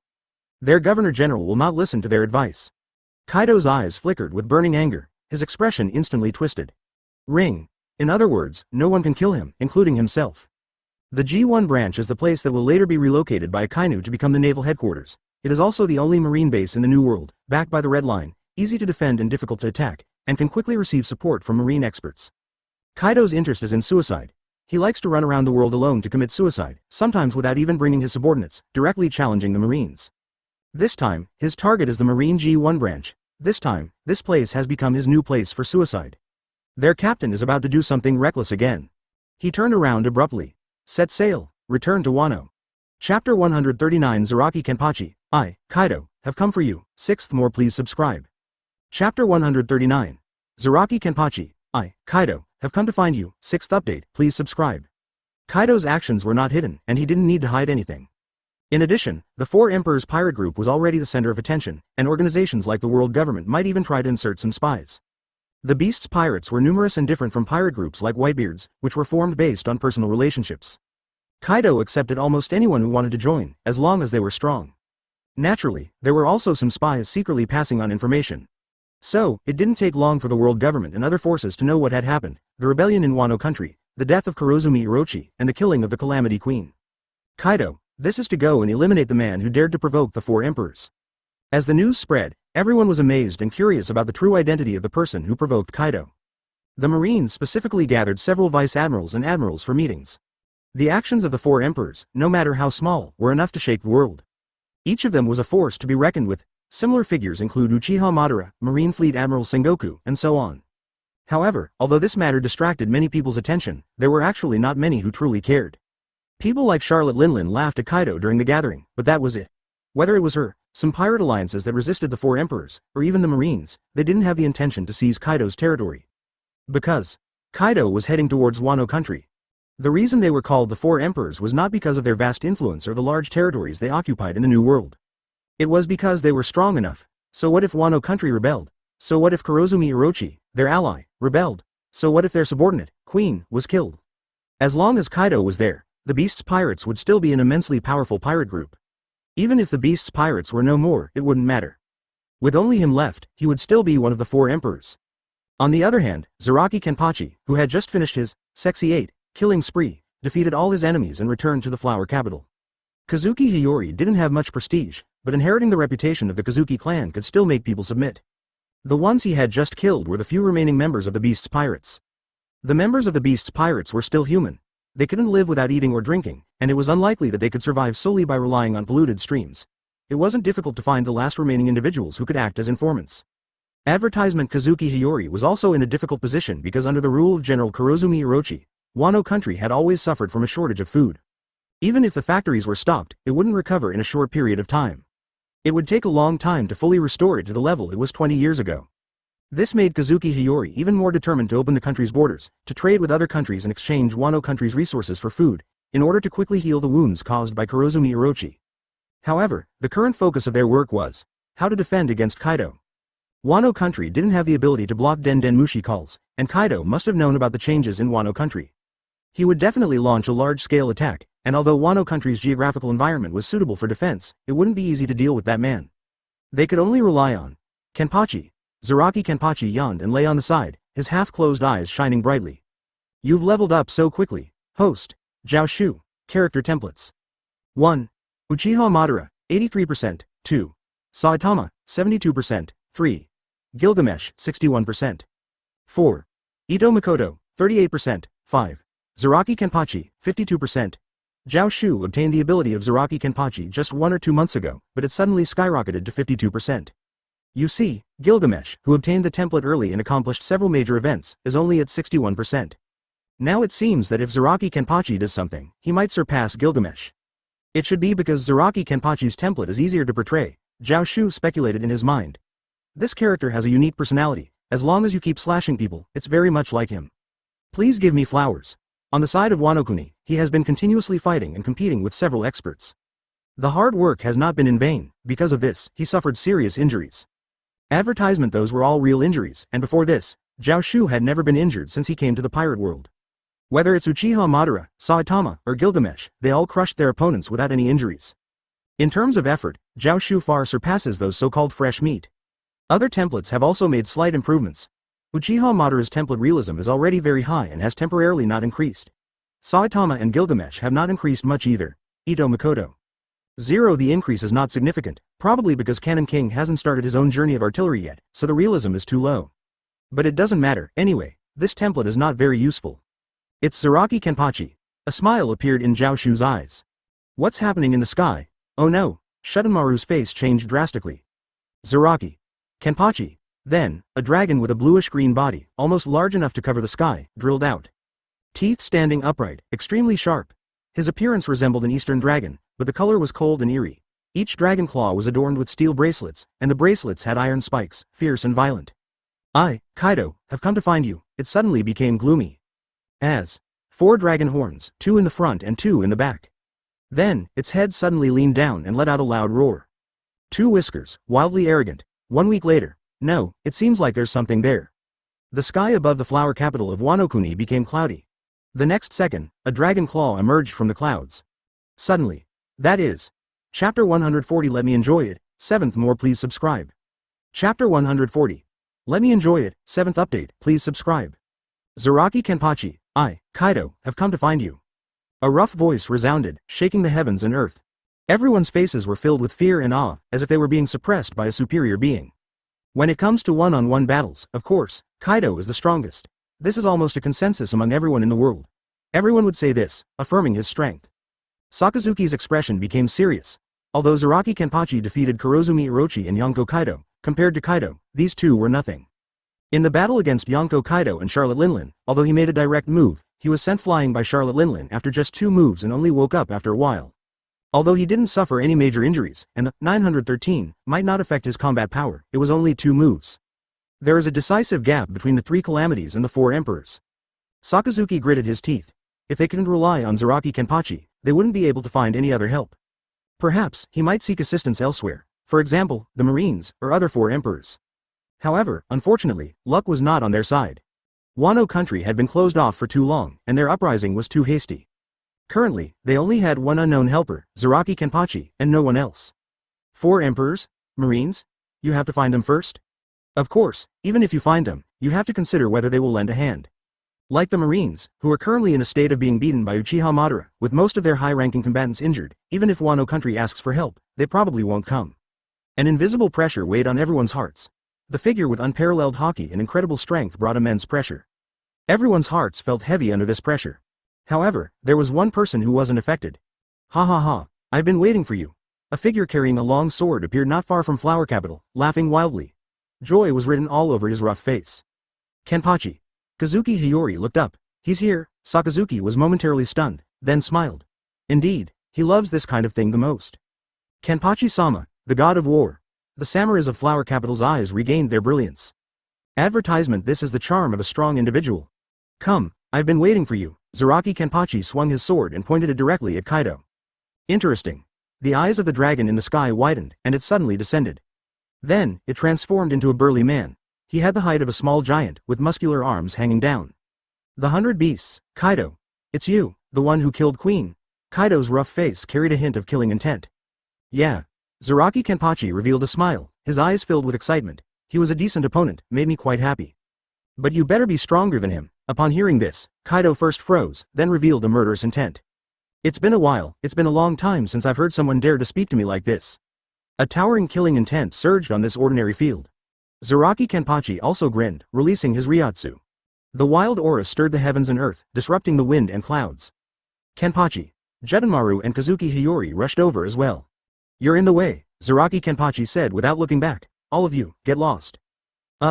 Judenmaru twitched his mouth. In fact, he really wanted to say, why don't we take advantage of the fact that Kaido is alone right now and attack him together?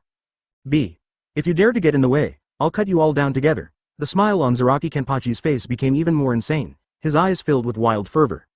No one would doubt that this man was only joking with that statement. Let's go. Judenmaru took a deep breath and finally gave the order, we're heading to the coastline.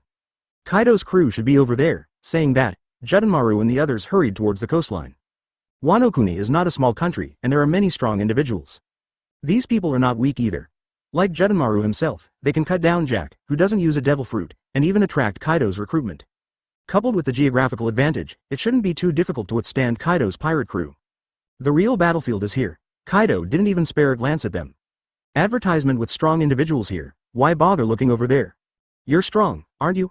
Kaido's eyes focused on Kenpachi. If you submit to me now, I can spare your life. Kaido cherishes strong individuals and likes to recruit powerful fighters.